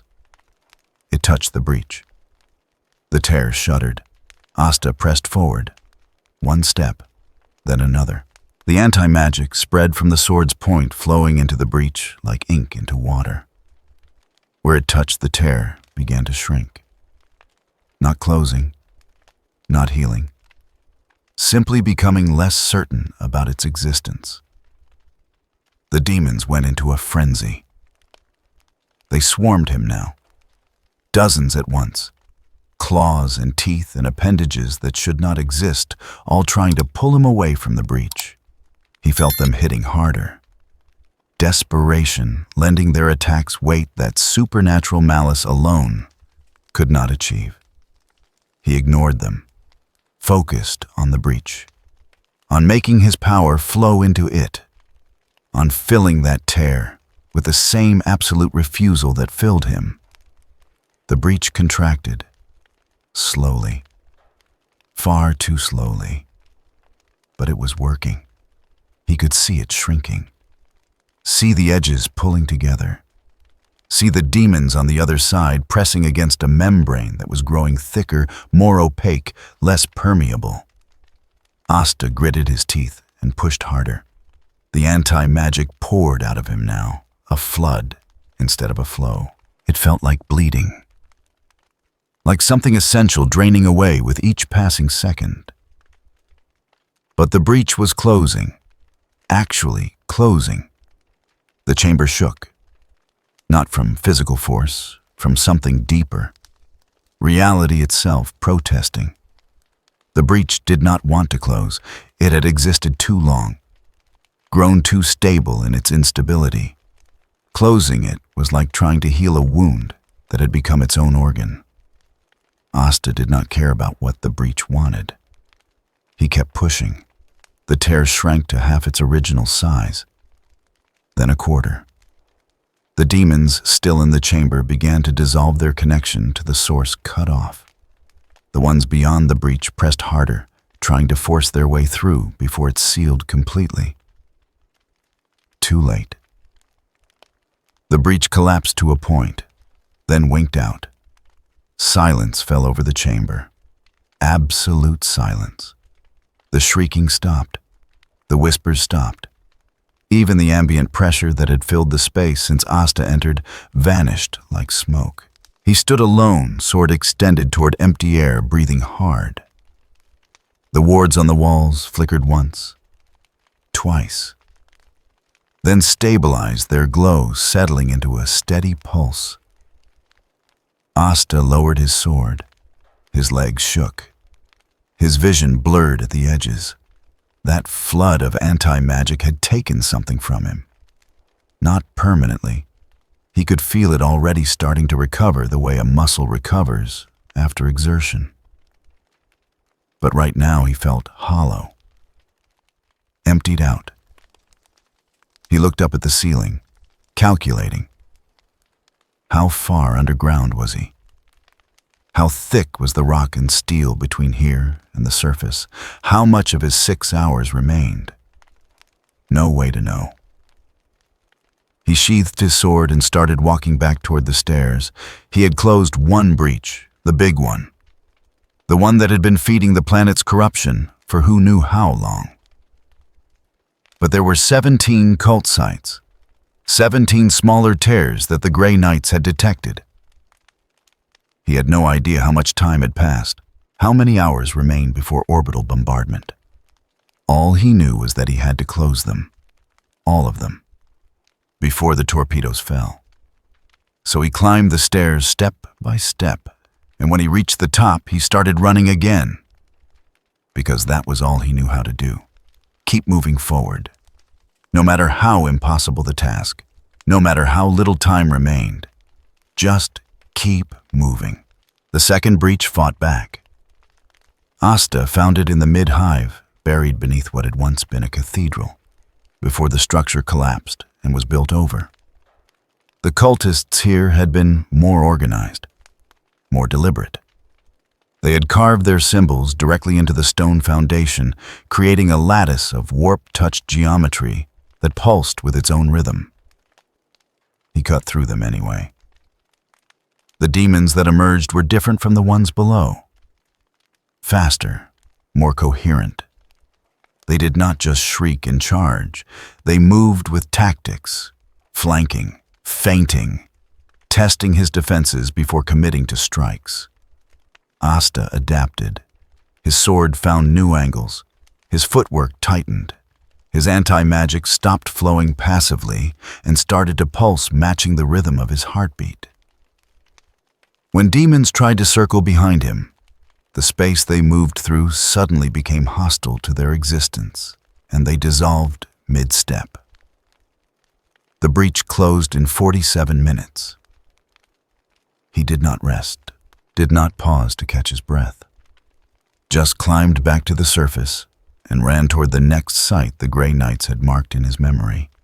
A warehouse district where the walls sweated blood and the machinery had learned to scream in voices that were almost human. The third breach had grown teeth. Literally. The tear itself had developed serrated edges that snapped at anything that came close, as if the warp itself had learned hunger. Asta stood at the edge of its reach and studied it for 30 seconds that he could not afford to spend. Then he walked into its mouth. The teeth closed on him. His anti-magic turned them brittle. They shattered like glass against his shoulders, against his arms, against the blade he thrust into the breach's core. The tears screamed. An actual scream. Sound emerging from a place that should not be capable of producing sound. Asta did not flinch. He poured his power into the breach until it stopped screaming, until it stopped having a mouth, until it was just a scar in the air that faded to nothing. 29 minutes. The fourth site was underground again, deeper than the first. The cultists had dug down until they hit something that was not rock. Something that pulsed like a heartbeat. Something that might have been alive once or might still be alive now in a way that defied conventional definitions. The breach here was not a tear. It was more like a doorway. Carefully constructed, reinforced. Held open by mechanisms that combined technology and ritual in ways that made Asta's eyes hurt to look at directly. He destroyed the mechanisms first, smashed them with the pommel of his sword when cutting proved insufficient. The doorway wavered its edges, losing definition. The thing beyond it pressed forward, trying to hold it open through will alone. Asta cut the will. Not the creature, the connection, the invisible thread that bound its desire to material reality. His sword passed through empty air, and something fundamental severed. The doorway collapsed inward, imploding, rather than simply closing. 18 minutes. He lost count somewhere around the seventh breach. Time stopped meaning anything beyond the next target, the next fight, the next tear that needed closing. His world narrowed to sword and movement, and the expanding bubble of quiet space his power created wherever he went. The demons learned. By the ninth breach, they were waiting for him, not trying to force their way through, just waiting. When he arrived, they attacked in coordinated waves, 3 from the front, 2 from behind, 1 from above where the ceiling had rotted through. Asta cut through them without slowing his approach to the breach itself. By the 12th breach, they stopped waiting. They ambushed him in the corridors between sites, dozens at a time, manifesting out of shadows that were deeper than they should be, out of reflections in pooled water that showed places that did not exist, out of the screaming machinery that had stopped being purely mechanical. He fought through them. His armor bore claw marks now, deep gouges where supernatural talons had found purchase despite his anti-magic. His left shoulder ached from an impact that had definitely cracked something. Blood ran down his right leg from a wound he had not noticed receiving. He ignored all of it, kept moving, kept cutting, kept closing breaches until his arms felt like lead and his vision tunneled down to a narrow corridor directly ahead. The 17th breach was the smallest, just a crack. no wider than his hand, hidden in the foundation of a building that had stood for 3,000 years. The cultists who had opened it were long dead, their bones scattered around the site like offerings that had been forgotten. But through that crack, things watched. Patient things. Old things. Things that had learned to wait because time meant nothing where they existed. Asta stood before the crack and felt their attention fix on him. They did not attack, did not threaten, just watched, studied, as if trying to understand what he was, what he represented. He raised his sword. The things beyond the crack recoiled, not in fear, in recognition, as if his anti-magic was not alien to them, as if they knew what it was, even if he did not. Asta brought the blade down. The crack sealed. The watching presence vanished. The chamber fell silent, except for his ragged breathing. 72 hours. He had no way to measure it precisely, no chronometer, no clock, but he could feel it in his bones, in the exhaustion that made every step an act of will, in the way his anti-magic had been pushed to its absolute limit and was now recovering in stuttering pulses instead of steady flows. 72 hours since the Inquisitor had declared exterminatus. 72 hours of running and fighting and closing tears in reality. 72 hours without sleep, without food, without anything except the absolute refusal to let millions die because it was convenient. Asta climbed back to the surface one final time. The lower hive had changed. Not obviously, not in ways he could point to and identify. But the pressure was less. The weight that had pushed down on minds and bent reality had lightened. Not gone. Never truly gone. But reduced to something the people here might be able to resist, might be able to live with. He emerged into a plaza he did not recognize. Workers moved through it with the same mechanical efficiency they had shown before, but something in their posture had shifted. Shoulders slightly less hunched, eyes slightly less vacant. A child walked past, no more than 6 years old, pulling a cable thicker than her arm. She looked at him as she passed, actually looked, made eye contact, registered his presence as something worth acknowledging. Then she was gone back to her task, and Asta was left standing in the gray light, wondering if he had imagined it. He looked up. The sky remained that same flat gray.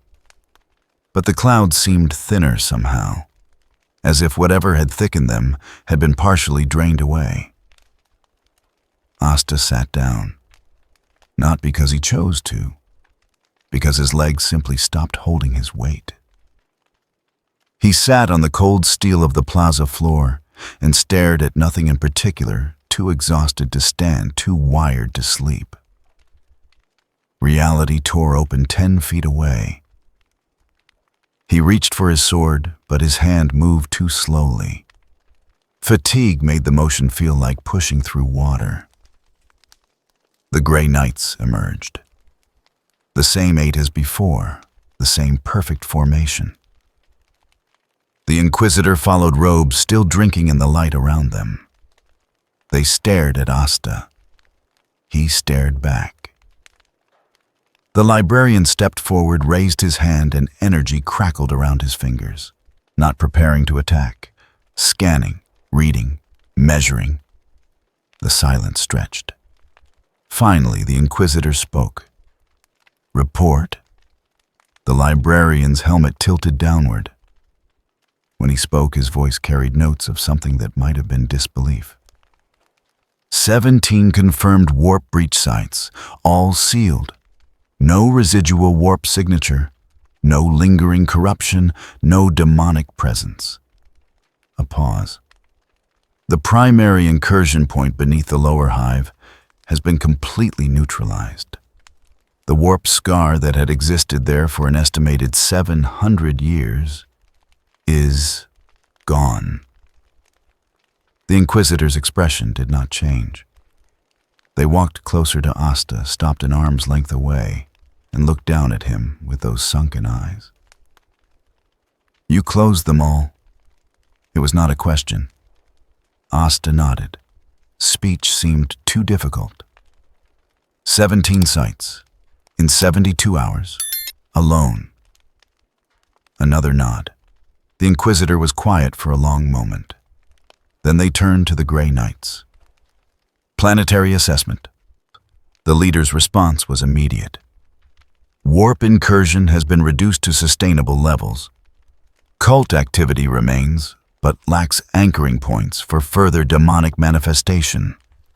Corruption is contained. Exterminatus is no longer categorically necessary. The Inquisitor looked back at Asta. "You understand what you have done." Asta found his voice. It came out rough, scraped raw from breathing air thick with demon ash and industrial pollutants. "Save them." "No." The Inquisitor's voice was flat. "You have delayed their extinction. This planet will still die. Perhaps not today, perhaps not this year. But corruption is inevitable in the Imperium Nihilus. Without the Emperor's light to guide them, these people will fall to darkness eventually." They knelt, bringing their face level with Asta's. "But you have given them time. Hours, days, years.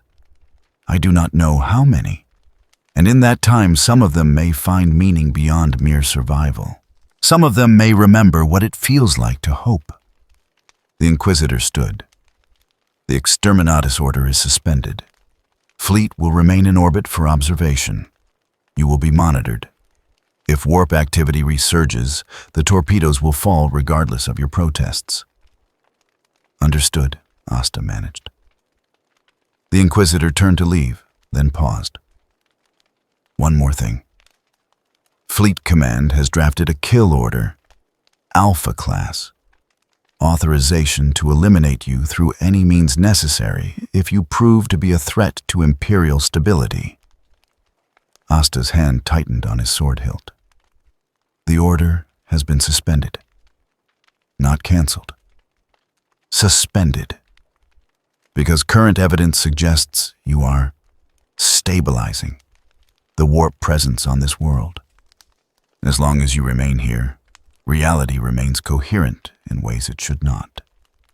The Inquisitor looked at him with an expression Asta could not read. "You are now the linchpin, holding this planet together. If you leave, the breaches will likely reform. If you die, the corruption will return. You have not saved these people.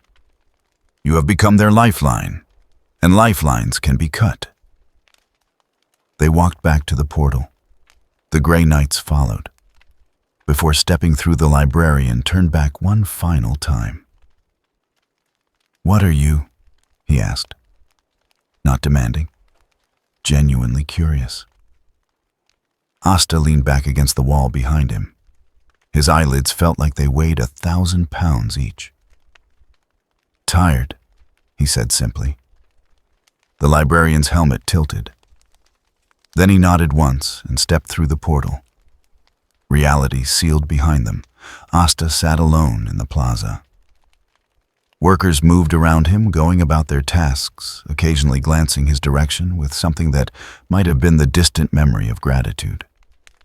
He closed his eyes. Just for a moment, he told himself. Just to rest. He would figure out what came next after he rested. The warp pressed against the edges of the planet, testing the new boundaries Asta had established, testing the strength of the seals he had created, testing to see if this new equilibrium was permanent or merely temporary. It found no weaknesses, not because there were none, but because Asta's anti-magic, even in his exhausted state, still breathed, still existed, still said no to anything that tried to push too hard against the space he occupied. And for the first time in 700 years, Viridian Nanine settled into something resembling stability. Not peace, Never peace. This was the 41st millennium. Peace was a myth told to children who did not know better. But stability, a balance point between absolute corruption and total annihilation. And at the center of that balance, a young man in battered armor slept, his hand still resting on the hilt of a sword that had cut reality itself into submission. The workers gave him a wide berth as they passed. Some of them, the ones who had been closest to the sealed breaches. The ones who had felt the pressure lift, even if they could not name what had changed, left small offerings near where he sat. Food they could not afford to spare. Water in containers too clean for the lower hive. Crude talismans made from scrap metal, shaped into symbols they did not fully understand, not worship. The Imperium had beaten any inclination toward independent theology out of them generations ago. Just acknowledgement. A quiet thank you from people who had forgotten that thanks were possible. When Asta woke hours later, he would find these offerings and not know what to make of them. But that was a problem for later. For now he slept, and the planet held its breath, waiting to see what would break first, the balance he had created, or the will that had created it. Asta woke to the sound of reality bending. Not breaking, not tearing, bending, like metal under too much pressure, groaning as it warped into shapes it was never meant to hold. The sound had no source. It came from everywhere and nowhere, resonating through the steel beneath him, through the air, through the space between his thoughts. He opened his eyes. The plaza was empty. The workers who had been moving through it with their mechanical efficiency were gone. Not fled, not hiding, just absent as if they had never existed. The offerings they had left remained scattered around him in a circle that seemed too perfect to be random. The sky had changed. Instead of flat gray, it now rippled with colors that had no names. Blues that were too blue. Purples that hurt to look at. Gold that seemed to exist in more dimensions than the eye could process. The colors moved in patterns that suggested meaning, like letters in an alphabet he could not read. Asta stood slowly, hand moving to his sword. Interesting. The voice came from behind him. He spun, blade half drawn. A figure stood at the plaza's edge, shy. Calling it a figure was generous. It had the basic shape of something humanoid, but the details shifted with every heartbeat. Wings that were sometimes feathered, sometimes scaled, sometimes made of light itself. Arms that multiplied and divided like cells under a microscope. A head that wore a dozen different faces, each one flickering into existence for a fraction of a second before being replaced by another. The only constant was the eyes. Far too many of them. All focused on Asta with an intensity that made his skin crawl. "You are the variable," the thing said. Its voice was measured, calm, each word precisely chosen. The factor that does not fit into any equation. The possibility that invalidates all calculations. Asta finished drawing his sword. "What are you?" The thing that might have been smiling with one of its rotating faces. "I am a servant of change, an architect of fate, a weaver of possibility." It tilted its head, and for a moment all its faces aligned into something almost singular. "Your language lacks the words for what I truly am. But you may call me demon if it comforts you to name things. Are you here to fight? Fight." The demon's laughter sounded like breaking glass and distant thunder. "No. Fighting you would be pointless.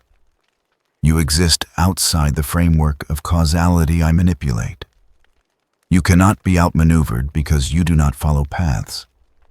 You simply are." It raised one hand. The hand had 7 fingers, then 9, then 3. The number kept changing. I am here to observe, to understand. My Lord has taken interest in you. The architect of fate does not often encounter pieces that refuse to be moved. The air around the demon began to distort. Space folded. Asta saw the same stretch of plaza repeated 5 times, each repetition slightly different. In one, the steel was rust. In another, it was gold. In a third, it was flesh.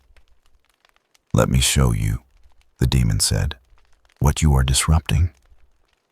Time stopped, or slowed, or moved sideways. Asta could not tell which. He saw the plaza as it had been, as it was, as it would be.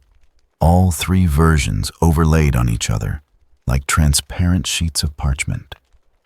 He saw workers who had died centuries ago, workers who would not be born for centuries more. All of them moving through the same space, occupying it simultaneously. This is how reality truly functions, the demon explained. Its voice came from all directions at once. Past and future are not separate from the present. They are threads in a tapestry, and those who understand the pattern can pull any thread they wish. The demon pulled.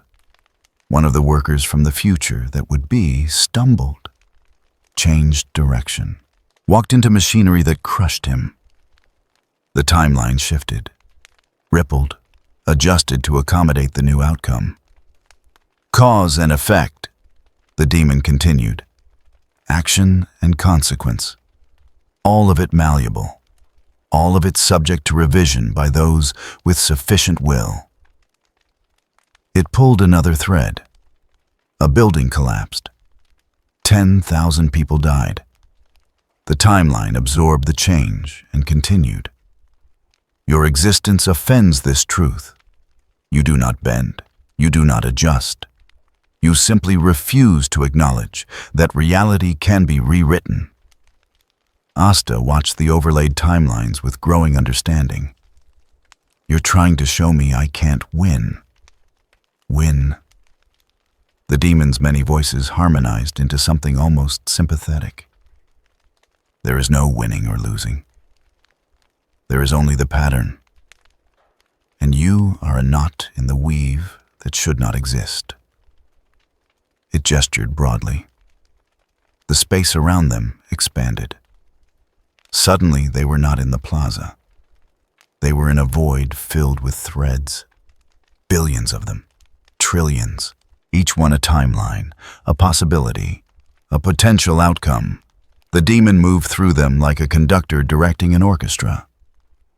Where it touched, threads merged, diverged, ended.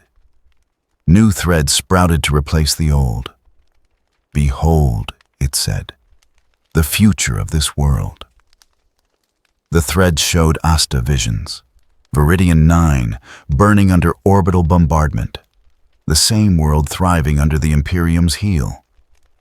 The same world consumed by chaos. The same world abandoned and forgotten. Every possible outcome playing out simultaneously.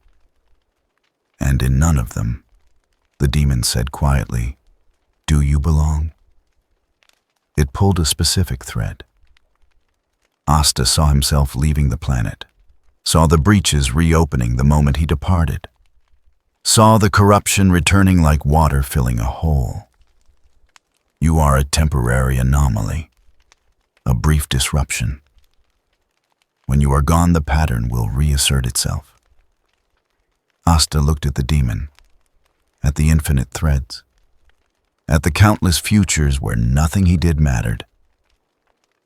Maybe Toba, he said. He swung his sword. Not at the demon, at the threads themselves, at the carefully woven tapestry of cause and effect that surrounded them. The blade passed through empty air, made contact with nothing physical. Every thread it touched stopped existing, not severed, not broken, simply negated, as if those futures had never been possible to begin with. The void filled with threads began to empty, one future after another ceasing to be, not dying, just losing the certainty that had made them real. The demon recoiled.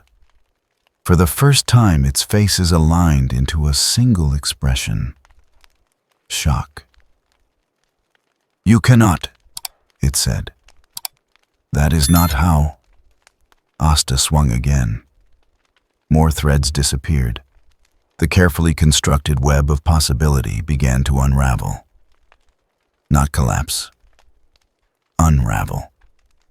As if his anti-magic was not just cutting futures, but removing the framework that allowed futures to exist as concepts. "You showed me the pattern," Asta said calmly.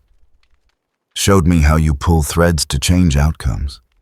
He pointed his sword at the demon. "But you forgot something. I don't follow patterns." The demon's form began to destabilize. Its wings flickered. Its faces cycled faster, unable to settle on any single expression. The void around them started to crack, revealing the plaza beneath.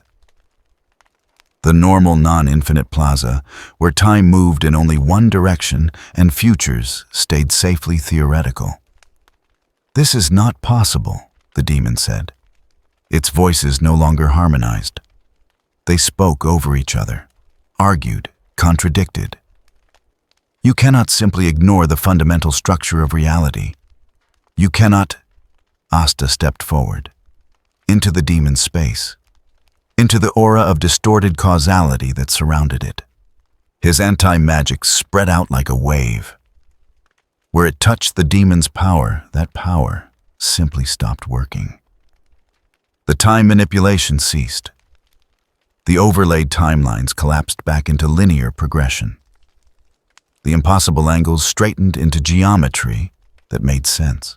"I'm not ignoring anything," Asta said. "I'm just saying no." He looked at the demon. Really looked. Past the shifting faces and multiplicative limbs.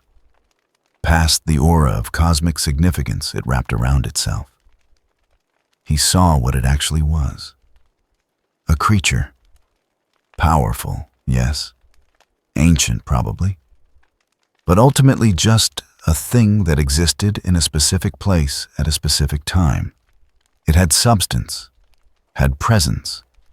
And if it had presence, it had an anchor, a point where it connected to material reality.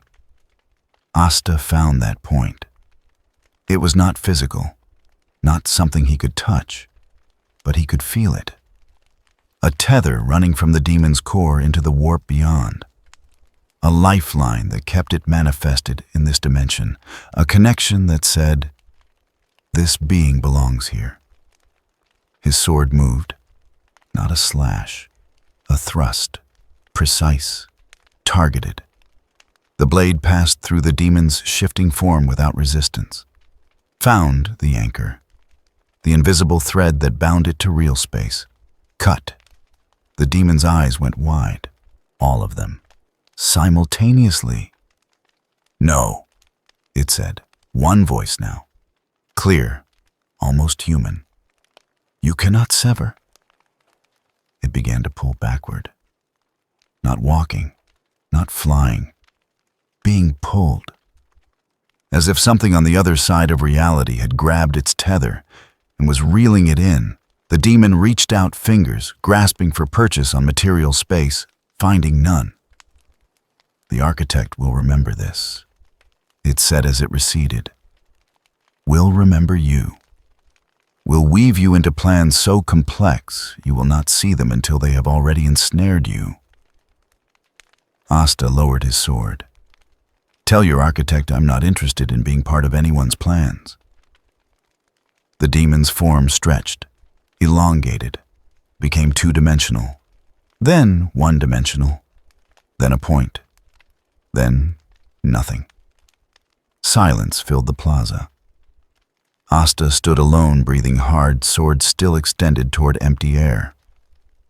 The sky above had returned to its normal gray. The workers were back, moving through the plaza with their usual mechanical efficiency. None of them seemed to have noticed anything unusual. To them, no time had passed. The demon's reality manipulation had existed in a space between moments, and now that space had closed. Asta sheathed his sword. His hands were shaking. Not from fear, from the after effect of cutting something that should not be cuttable. His anti-magic had reached further than it ever had before. Touched concepts he had not known could be touched. Severed connections he had not known could be severed. He looked down at his hands, watching them tremble. "What am I?" he asked quietly. No one answered. The workers moved past him, unaware. The machinery churned. The hive continued its eternal rhythm of labor and suffering, and brief moments of rest before more labor. Nothing had changed. Everything had changed. Somewhere in the Imperium, in a realm where time and space were suggestions rather than rules, something vast and ancient took note. The architect of fate. The changer of ways. The entity humans called Sinch turned one of its infinite attentions toward a specific point in material space. Toward a planet called Viridian 9. Toward a variable that refused to be calculated. It did not rage, did not threaten, did not plot immediate revenge. It simply marked the variable in its equations with a new designation. Unknown factor, unpredictable element, avoid direct contact. And then it turned its attention elsewhere. Because the thing about being an architect of infinite complexity was knowing when a plan needed revision, knowing when forcing a specific outcome would cost more than it gained. The variable would resolve itself eventually. All variables did. Time was infinite. Patience was eternal. And even those who refused to follow patterns would eventually create patterns of their own. Sinch could wait. Back on Viridian 9, Asta did not know any of this. Did not know he had been marked by a god. Did not know he had just won the most important victory of his time in this reality. He only knew that he was tired. Tired in a way that went deeper than physical exhaustion. Tired in a way that made him wonder how much more he could take before something inside him broke. He looked up at the gray sky, at the towers rising into the haze, at the endless sprawl of the hive. How long? He asked the empty air. How long could he hold this together? How long before the breaches reformed? How long before the Imperium decided he was more threat than asset? How long before he had to leave or die trying to stay? The questions had no answers, so he did what he always did when questions had no answers. He started walking. Not toward anything specific, just walking. Because standing still meant thinking too hard about problems he could not solve. And he had never been good at solving problems through thinking. His strength was in moving forward, always forward, no matter what stood in the way. Even if what stood in the way was the architecture of fate itself. The cultists stopped praying. Not all at once, not dramatically. But over the span of 3 days, the whispered devotions that had echoed through the lower hive's hidden corners simply faded. The altars remained. The symbols carved into walls and floors stayed carved. But the voices that had given them meaning went silent. Asta noticed when he passed through what had been a ritual site. The chamber was empty. The circle that had been meticulously maintained for decades showed dust accumulation. The candles that had burned continuously had guttered out their wax, pooling on the floor in shapes that meant nothing. He stood in the doorway studying the space. A woman knelt in the corner, not praying, just sitting, staring at the wall where symbols had been painted in what looked like blood. Her hands hung loose at her sides. Her expression was blank. "It stopped talking," she said without turning to look at him. 3 days ago, right after the sky bent, it just stopped. Asta did not respond. There was nothing to say. "We prayed," the woman continued. Her voice was flat, emotionless. "Called out to the powers that had promised us transcendence, promised us meaning, promised us escape from this hell." She turned finally, looked at Asta with eyes that had seen something vast and terrible and were now seeing nothing at all. "They're gone. Not dead. Not defeated. Just not interested anymore." She stood slowly, joints creaking from hours of kneeling. "What did you do?" Asta met her gaze. "I told them no." The woman stared at him for a long moment. Then she laughed, a sound like breaking glass, like something fragile finally shattering after years of pressure. "That's it? You just said no?" "Yes." She walked past him toward the doorway, stopped at the threshold. "We lost everything for their promises, gave up our humanity, killed people we loved, damned ourselves." She looked back at the empty altar. "And you ended it by saying no." She left. Asta remained in the chamber for another minute, then followed. He had other sites to check, other places where warp corruption had taken root. The Inquisition had given him a list before departing to orbit. 17 primary sites, 43 secondary locations, hundreds of minor shrines and altar spaces. He was methodically visiting all of them, not to fight, not to close more breaches, just to observe, to confirm what he suspected. The warp was retreating, not violently, not in defeat. It was pulling back like water receding from a beach, leaving behind marks of its presence, but no longer actively trying to flood inland. Cult sites sat empty. Psychers who had once felt constant whispers in their minds reported silence. Workers who had labored under invisible pressure found that pressure reduced to bearable levels. Viridian nunning was stabilizing, not healing. The planet would never heal. The scars ran too deep. 700 years of corruption could not be undone in 72 hours of fighting. But the active infection had stopped spreading, had stopped trying to consume. The warp had learned what Cinch had learned, that forcing the issue with this particular variable cost more than it gained. Asta climbed to the mid-hive where Grey Knights maintained a monitoring station. They did not stop him at the entrance, did not challenge his approach. Just watched with helmeted faces as he walked past their weapons and entered the command center. The Inquisitor stood before a hololithic display showing the planet in miniature. Red markers indicated areas of warp corruption. There were fewer than before. Many fewer.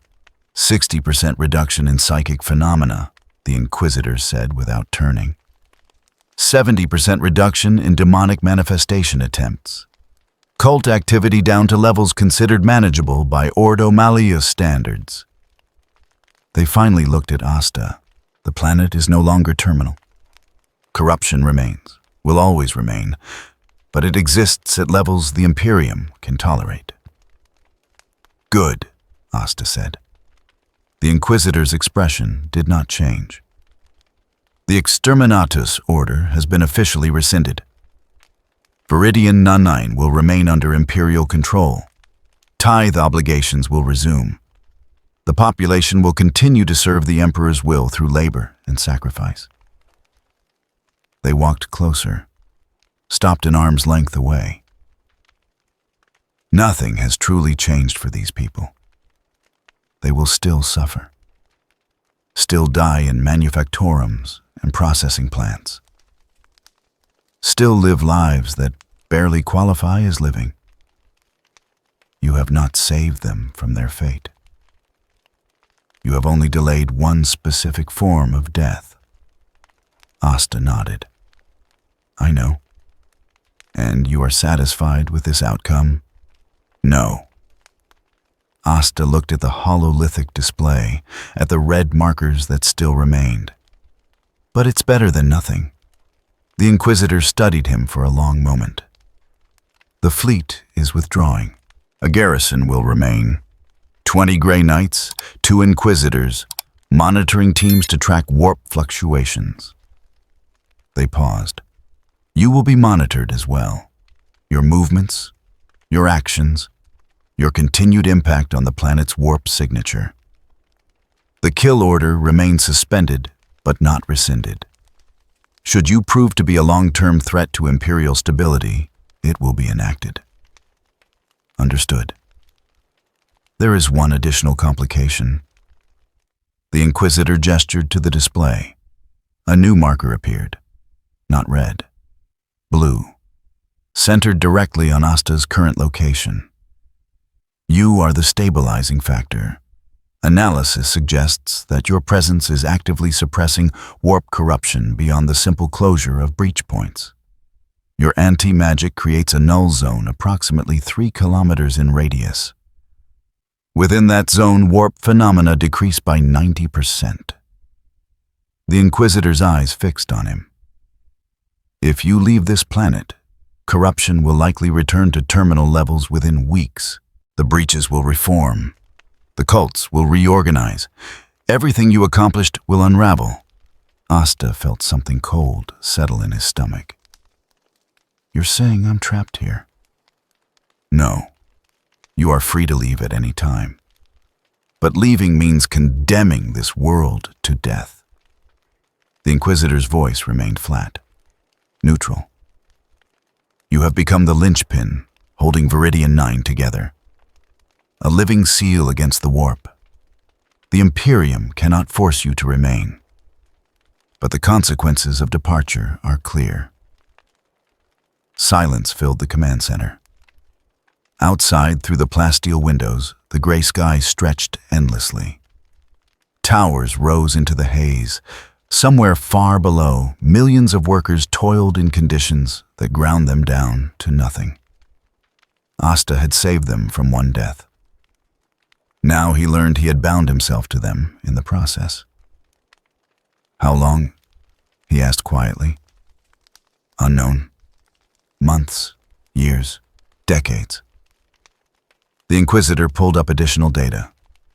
Precedent is limited. Blanks can suppress warp phenomena through proximity, but not at your scale or permanence. Pariahs create null zones but do not actively heal corruption. You are unique. They closed the display. The Imperium has classified you as a strategic asset. Viridian 9 is now designated a containment world. Official reasoning is warp instability. Actual reason is you. As long as you remain, this planet serves as a test case for your capabilities, a controlled environment to study what you are and how you might be replicated. The Inquisitor walked toward the exit, paused at the doorway. You wanted to save them. You have succeeded. But salvation comes with a price. And in the Imperium, that price is always higher than expected. They left. Asta stood alone before the blank hololithic projector. He thought about the Clover Kingdom, about Yuno and Noel and the Black Bulls, about Sister Lily at the church where he had grown up, about the dream of becoming Wizard King that had driven him since childhood. All of it impossibly far away now. He thought about Mira, about the woman who had lost her faith when the gods stopped answering, about the workers who moved through their tasks with slightly less pain pressing down on their souls, about millions of people who did not know his name, but were alive because he had refused to let them die. The choice was not really a choice. It never had been. Asta walked out of the command center past the Grey Knights who tracked his movement, but did not interfere down to the lower hive where the workers needed him most. He did not make grand declarations, did not announce his decision. just settled into the routine of walking the hive's corridors, checking sites, maintaining the null zone that kept corruption at bay. Days became weeks. The workers learned to recognize him, not as a savior. The Imperium had beaten such concepts out of them, but as a presence, a fixture. The strange young man who wandered the lower levels and somehow made the air feel lighter where he passed. They left offerings still. Small things, scraps of food, containers of clean water. Once a child gave him a crude drawing done in ash on scrap paper. A stick figure with a sword, standing beneath a gray sky. Asta kept the drawing. He did not know why. In orbit, the Inquisition compiled reports, documented the ongoing suppression of warp phenomena, noted that corruption levels remained stable at 60% below previous norms, marked Viridian 9 as a successful containment operation, filed recommendations that the variable be maintained indefinitely, prepared contingencies for what would happen if the variable failed. And in the Imperium, where concepts like time and distance meant nothing, things that had once focused their attention on Viridian 9 turned away. Not in defeat, not in surrender, simply in redirection of resources toward more productive targets. The planet had been marked as a dead end, a place where effort invested yielded no return, where corruption could not take root because something fundamental refused to allow it. The warp moved on, left Viridian 9 in a state of uneasy equilibrium. And at the center of that equilibrium, a young man who had once dreamed of becoming Wizard King learned what it meant to be a different kind of king. The king of a small space where suffering was reduced but not eliminated, where hope was impossible but despair was held at bay, where salvation looked exactly like imprisonment, and where saying yes to saving millions meant saying no to ever going home. Asta stood on a catwalk overlooking the lower hive, watching workers move through their tasks, and wondered how long he could maintain this before something inside him broke. The answer did not matter. He would maintain it anyway, because that was what he did, what he had always done. Refused to stop, refused to surrender, refused to accept that some people were not worth saving, even if saving them meant losing himself. The shift happened on the 47th day. Asta felt it during his morning walk through the lower hive. A change in the way his anti-magic interacted with the space around him. Not weaker, not stronger, just different. As if reality itself had learned something from his presence and was starting to remember it even when he was not there. He stopped in the middle of a corridor, workers flowing around him like water around a stone. Closed his eyes. Felt the null zone he created extending outward in its usual 3-kilometer radius. But at the edges, something new had appeared. Small pockets where the suppression effect lingered after he passed. Not permanent. They faded after an hour or two, but they existed. Reality holding the shape he had pressed into it for just a little longer. Asta opened his eyes and continued walking. The phenomenon grew stronger over the following weeks. By day 60, the pockets lasted for 6 hours. By day 75, they had begun to overlap, creating a network of semi-stable zones across the lower hive. By day 90, the Inquisition's monitoring teams reported something unprecedented. The planet was learning to suppress its own corruption. Not completely, not permanently, but in areas where Asta had spent significant time, the warp found it harder to gain purchase even after he left. As if his anti-magic had taught material reality a new trick, had shown it that refusing the warp's influence was possible, and reality in its slow, ponderous way was beginning to understand. The Inquisitor came to find him on day 103. Asta was in the deep hive checking on a sealed breach that had shown faint signs of reformation. The breach remained closed. More importantly, the space around it had developed its own resistance. A crude imitation of his anti-magic, but functional enough to hold the corruption at bay. "The planet is stabilizing," the Inquisitor said without preamble, "independent of your direct presence." Asta nodded. He had suspected as much. "Our analysts believe that prolonged exposure to your null field has created what they are calling reality anchoring. The material world is developing its own resistance to warp incursion. Not strong enough to prevent all corruption, but sufficient to prevent catastrophic breach formation." The Inquisitor pulled up a data slate, showed him projections. Graphs showing warp corruption levels declining even in areas Asta had not visited in weeks. "At current rate of adaptation, Viridian Nanine will reach stable equilibrium in approximately 8 months. After that point, your continued presence will be beneficial, but not essential." They lowered the data slate. "You will be free to leave."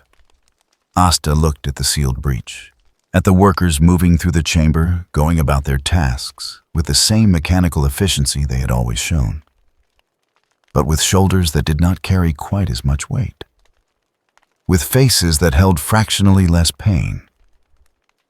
"What happens if I leave before 8 months?" "Regression. The stabilization will slow. Corruption will increase. But our model suggests the planet will not return to terminal status. The changes you have initiated appear to be permanent, if incomplete." The Inquisitor stepped closer. "You have done something unprecedented. Taught reality itself to resist the warp. The Imperium will study this phenomenon for centuries. We'll attempt to replicate it. We'll build entire theological frameworks around the question of what you are and how you achieve this." Their expression remained neutral, but something in their eyes suggested they were working toward a point. "But that study does not require your cooperation. You are no longer essential to Viridian Nina's survival. The planet will endure without you." Asta turned to face them fully. "Why are you telling me this?" "Because you have fulfilled the bargain you did not know you were making. Saved millions of lives, prevented planetary extinction, achieved outcomes that violated every prediction we made about your capabilities." The Inquisitor paused. "And because I suspect you are suffering here in ways that our monitoring cannot measure. You exist to move forward, to fight, to overcome. But this world requires you to simply maintain, to exist as a stabilizing presence without progress or victory." They gestured to the workers moving through the chamber. "These people do not know you, cannot thank you, will never understand what you prevented. You have become a ghost, haunting a world that is not yours, holding back a tide that most cannot even perceive." Silence stretched between them. "The Imperium will not stop you from leaving, will not enforce the implicit obligation we placed on you. You are free to go." Asta looked down at his hands, at calluses built from years of sword training in a kingdom that existed in another reality, at scars from battles fought in a world where magic flowed freely, and hope was not a forbidden concept. 8 months, he said quietly. At minimum. Possibly less if the adaptation accelerates. Asta nodded slowly. "Then I'll stay until then." The Inquisitor tilted their head. "You could leave now. The planet would survive. But more people would die. Yes, some. We estimate an additional 60,000 casualties if you departed immediately versus waiting for full stabilization. Then I'll wait. The Inquisitor studied him for a long moment. You do understand you owe these people nothing. You have already exceeded any reasonable obligation. I know. And yet you choose to remain in a place that is slowly crushing whatever spirit brought you here. Asta smiled, a small, tired smile that did not reach his eyes. That's what I do. I don't stop. The Inquisitor said nothing for several seconds, then nodded once and departed. Asta remained in the chamber watching the workers, feeling the anti-magic pulse steadily outward from his core, feeling reality learn from each pulse. Adapt. Remember, 8 months. He could endure 8 months. The days passed. The planet continued to stabilize. Asta walked his roots maintained. His presence felt himself becoming increasingly hollow as purpose drained away with each passing week. On day 214, something changed. He was standing on a mid-hive observation platform looking out over the gray expanse when his anti-magic did something it had never done before. It resonated, not with the warp, with something else. Something that felt familiar in a way he could not immediately identify. A frequency that matched something deep in his core. A vibration that spoke of home. Asta looked up. The sky rippled. Not with warp corruption, with something cleaner, simpler. Like the air was remembering that reality did not have to be gray and broken. That other states of existence were possible. A crack appeared. Not a warp tear, not a breach. Just a discontinuity. A place where the boundary between realities had worn thin.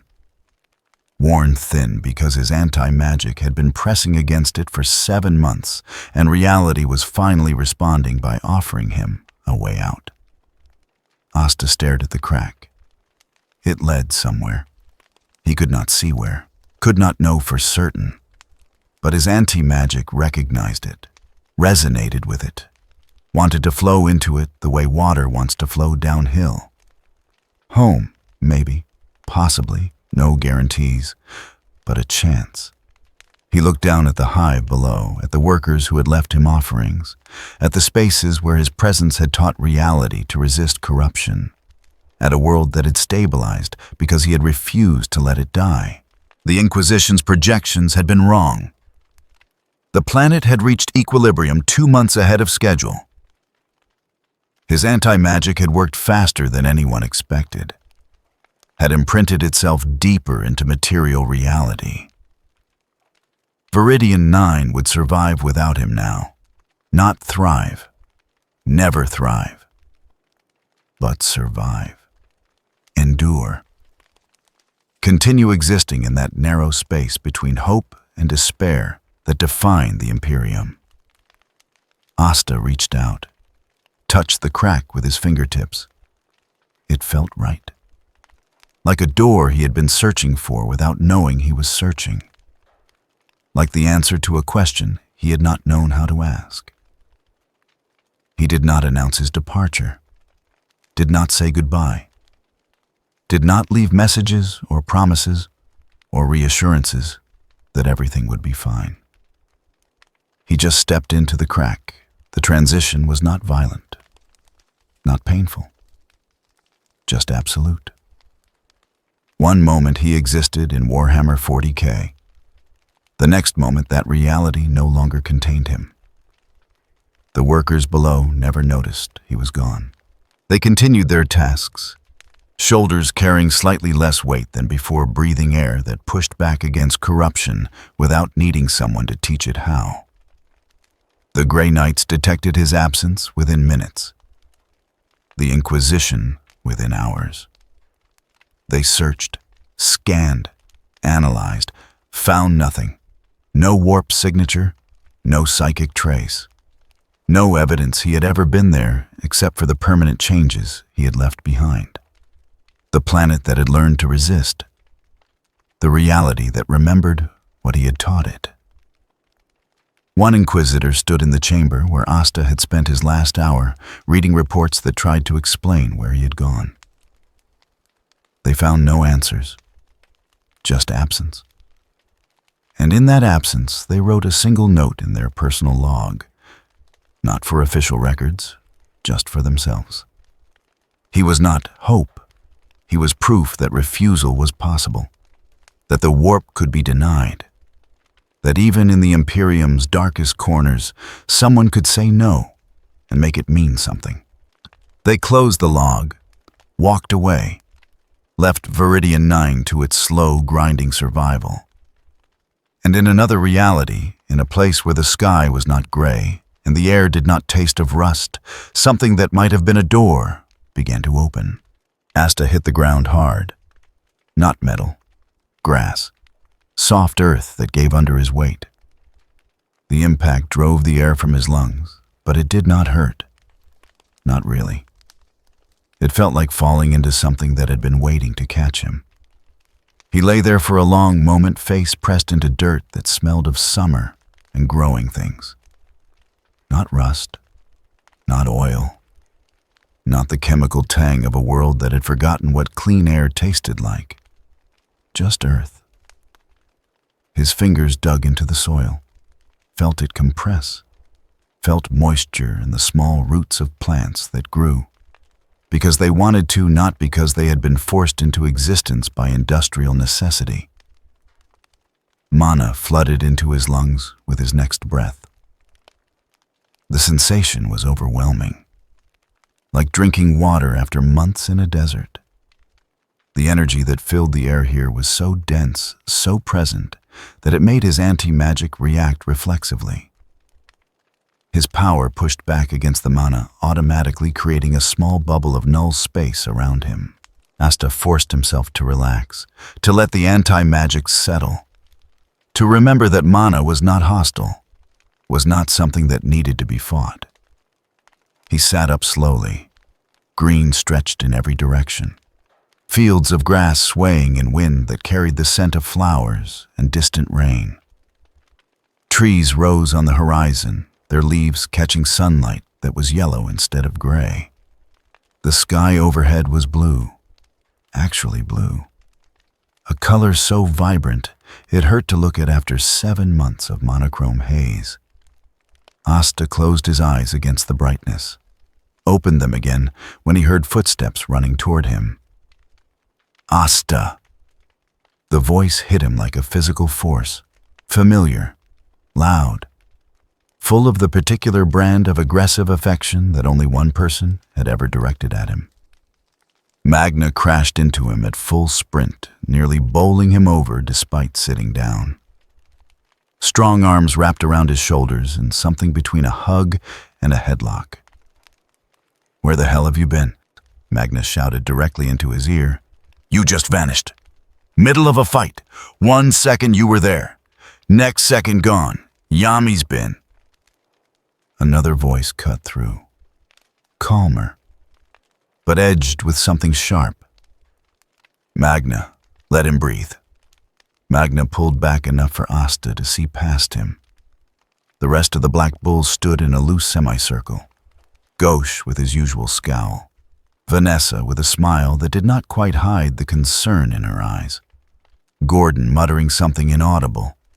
Charmy already offering food. Gray hiding behind Gauche. And, at the center, Yami, arms crossed. Cigarette dangling from his lips. Expression unreadable.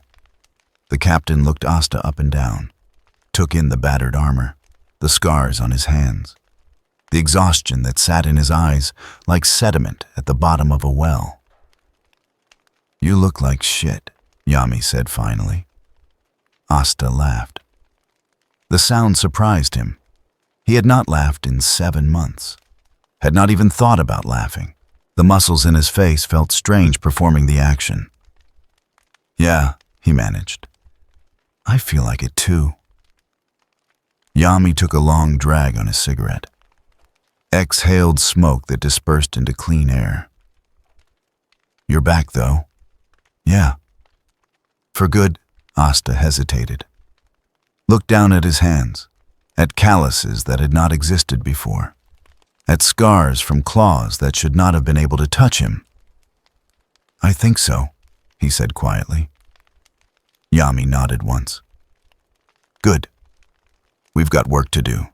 Mission briefing in an hour. Don't be late."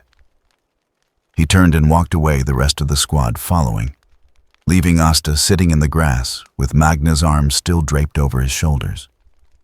"Seriously, though," Magna said more quietly now. "Where were you?" Asta did not answer immediately. How could he explain? How could he describe a world where the sky was gray and hope was forbidden? Where gods whispered promises through cracks in reality? Where saving millions meant becoming a ghost? "Somewhere else," he said finally. "Somewhere bad." Magna squeezed his shoulder. "Well, you're back now. That's what matters." He pulled Asta to his feet. "Come on. Noelle's been worried sick. Won't admit it, obviously, but she's been checking the door every 5 minutes for weeks." They walked back toward the Black Bull's hideout. The building looked exactly as Asta remembered. Chaotic. Slightly damaged. Home. Noelle was standing in the doorway, arms crossed, expression carefully neutral. But her eyes gave her away. They tracked every step he took, looking for injuries, for changes, for confirmation that he was real and not some trick of exhausted imagination. "You're back," she said. Flat, controlled. "Yeah. About time. We've been managing without you just fine, but it was getting tiresome covering your share of missions." She did not move from the doorway. Asta walked up to her, stopped an arm's length away. "I'm sorry, he said. "I didn't mean to worry anyone." Noelle's carefully constructed expression cracked. Just for a second. Just long enough for him to see the relief underneath. "You're an idiot," she said quietly. "I know. Don't do it again." "I'll try." She uncrossed her arms. Looked like she was going to say something else. Then just stepped aside to let him pass into the hideout. Asta walked through rooms that felt both familiar and alien. Everything was the same. The furniture in the same chaotic arrangement. The walls bearing the same scorch marks from Magna's spells. The air filled with the same comfortable noise of people who had learned to coexist through sheer stubbornness. Nothing had changed. Everything had changed. He found his room exactly as he had left it. Sword propped against the wall. Training weights scattered across the floor. A half-written letter to Sister Lily on the small desk. Asta sat on the bed. The mattress was softer than anything he had touched in months. He sank into it, feeling muscles he did not know were tense finally begin to relax. A knock at the door. "Come in," he said. Yuno entered, closed the door behind him. Stood there for a moment, just looking. "You went somewhere," Yuno said. Not a question. "Yeah. Somewhere that hurt you." Asta nodded. Yuno walked over, sat on the desk chair. He did not ask for details, did not press for explanations. Just sat there in that particular kind of silence they had shared since childhood. The silence that said more than words Sirshers ever could. Finally, Yuno spoke. "Are you okay?" Asta considered the question, considered the truth, considered what okay even meant anymore. "No," he admitted. "But I will be." Yuno nodded. "Good." He stood to leave, paused at the door. "You're still planning to be Wizard King?" Asta felt something shift in his chest. A weight he had not known he was carrying suddenly lifting. The question assumed a future, assumed goals, assumed that he had not been fundamentally broken by 7 months in a place where hope died. "Yeah," he said, and meant it. Yuno's lips twitched, almost a smile. Then I'll keep getting stronger. So when you catch up, it'll actually mean something. He left. Asta sat alone in his room listening to the sounds of the hideout. Magna and Luck arguing about something trivial. Charmy singing while she cooked. Ghosh muttering about his sister. Normal sounds, human sounds. Sounds that existed because people were living instead of just surviving. He looked down at his hands again. They had held back corruption, had cut through demons, had severed the plans of a god, had taught reality itself to resist. And now they were just his hands again, scarred, calloused, but his. Asta stood, walked to the window, looked out over the Clover Kingdom's green fields and blue sky. Somewhere in another reality, a gray world continued its slow, grinding survival. Workers toiled, machinery churned. Reality remembered the lessons his anti-magic had taught it, and held corruption at bay through its own strength. They did not need him anymore. And maybe that was okay. Maybe that was the best kind of victory. The kind where you were not needed. Where the thing you fought for learned to stand on its own. Night fell. Asta climbed onto the roof, a habit from before. Sat under stars that were visible instead of hidden behind eternal haze. Noel found him there an hour later. Did not say anything. Just sat next to him, shoulders almost touching. They stayed like that for a long time. Eventually she spoke. "Where did you go?"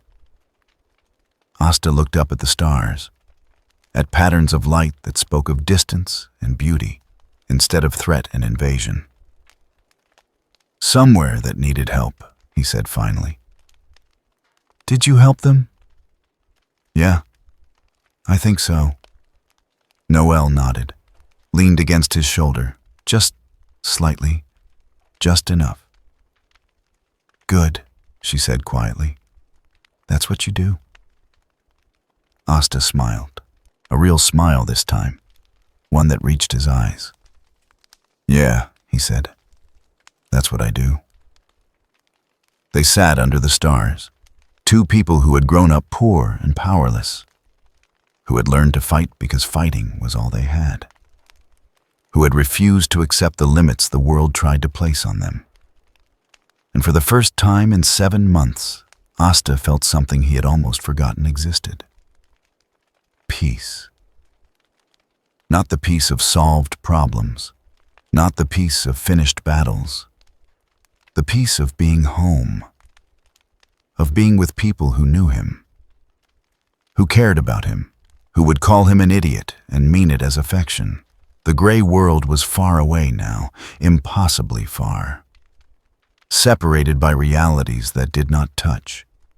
But Asta carried pieces of it with him, in scars that would not fade, in memories of workers who had looked up because he showed them they could, in the knowledge that somewhere a planet endured because he had refused to let it die. Those pieces would always be part of him now, but they did not define him. He was still Asta, still loud, still stubborn, still dreaming of becoming Wizard King despite having no magic. Still moving forward, always forward, no matter what stood in the way. Noel fell asleep against his shoulder. Asta let her rest there, staring up at stars that were beautiful instead of threatening. And somewhere in his chest, where anti-magic lived as a constant presence, he felt something shift. His power settled, relaxed, as if it too had finally come home, as if it too had learned that sometimes the greatest victory was knowing when to stop fighting, when to let go, when to rest. The night deepened. Stars wheeled overhead. And on a rooftop in the Clover Kingdom, a young man who had saved a world by saying no finally allowed himself to say yes. Yes to rest. Yes to home. Yes to the future he had almost lost. Yes to the simple truth that some battles were worth fighting. Not because you could win them, but because refusing to fight meant losing something more important than victory. Morning would come. Missions would resume. The dream of Wizard King would drive him forward again. But for now, in this moment under these stars, Asta simply existed. And that was enough.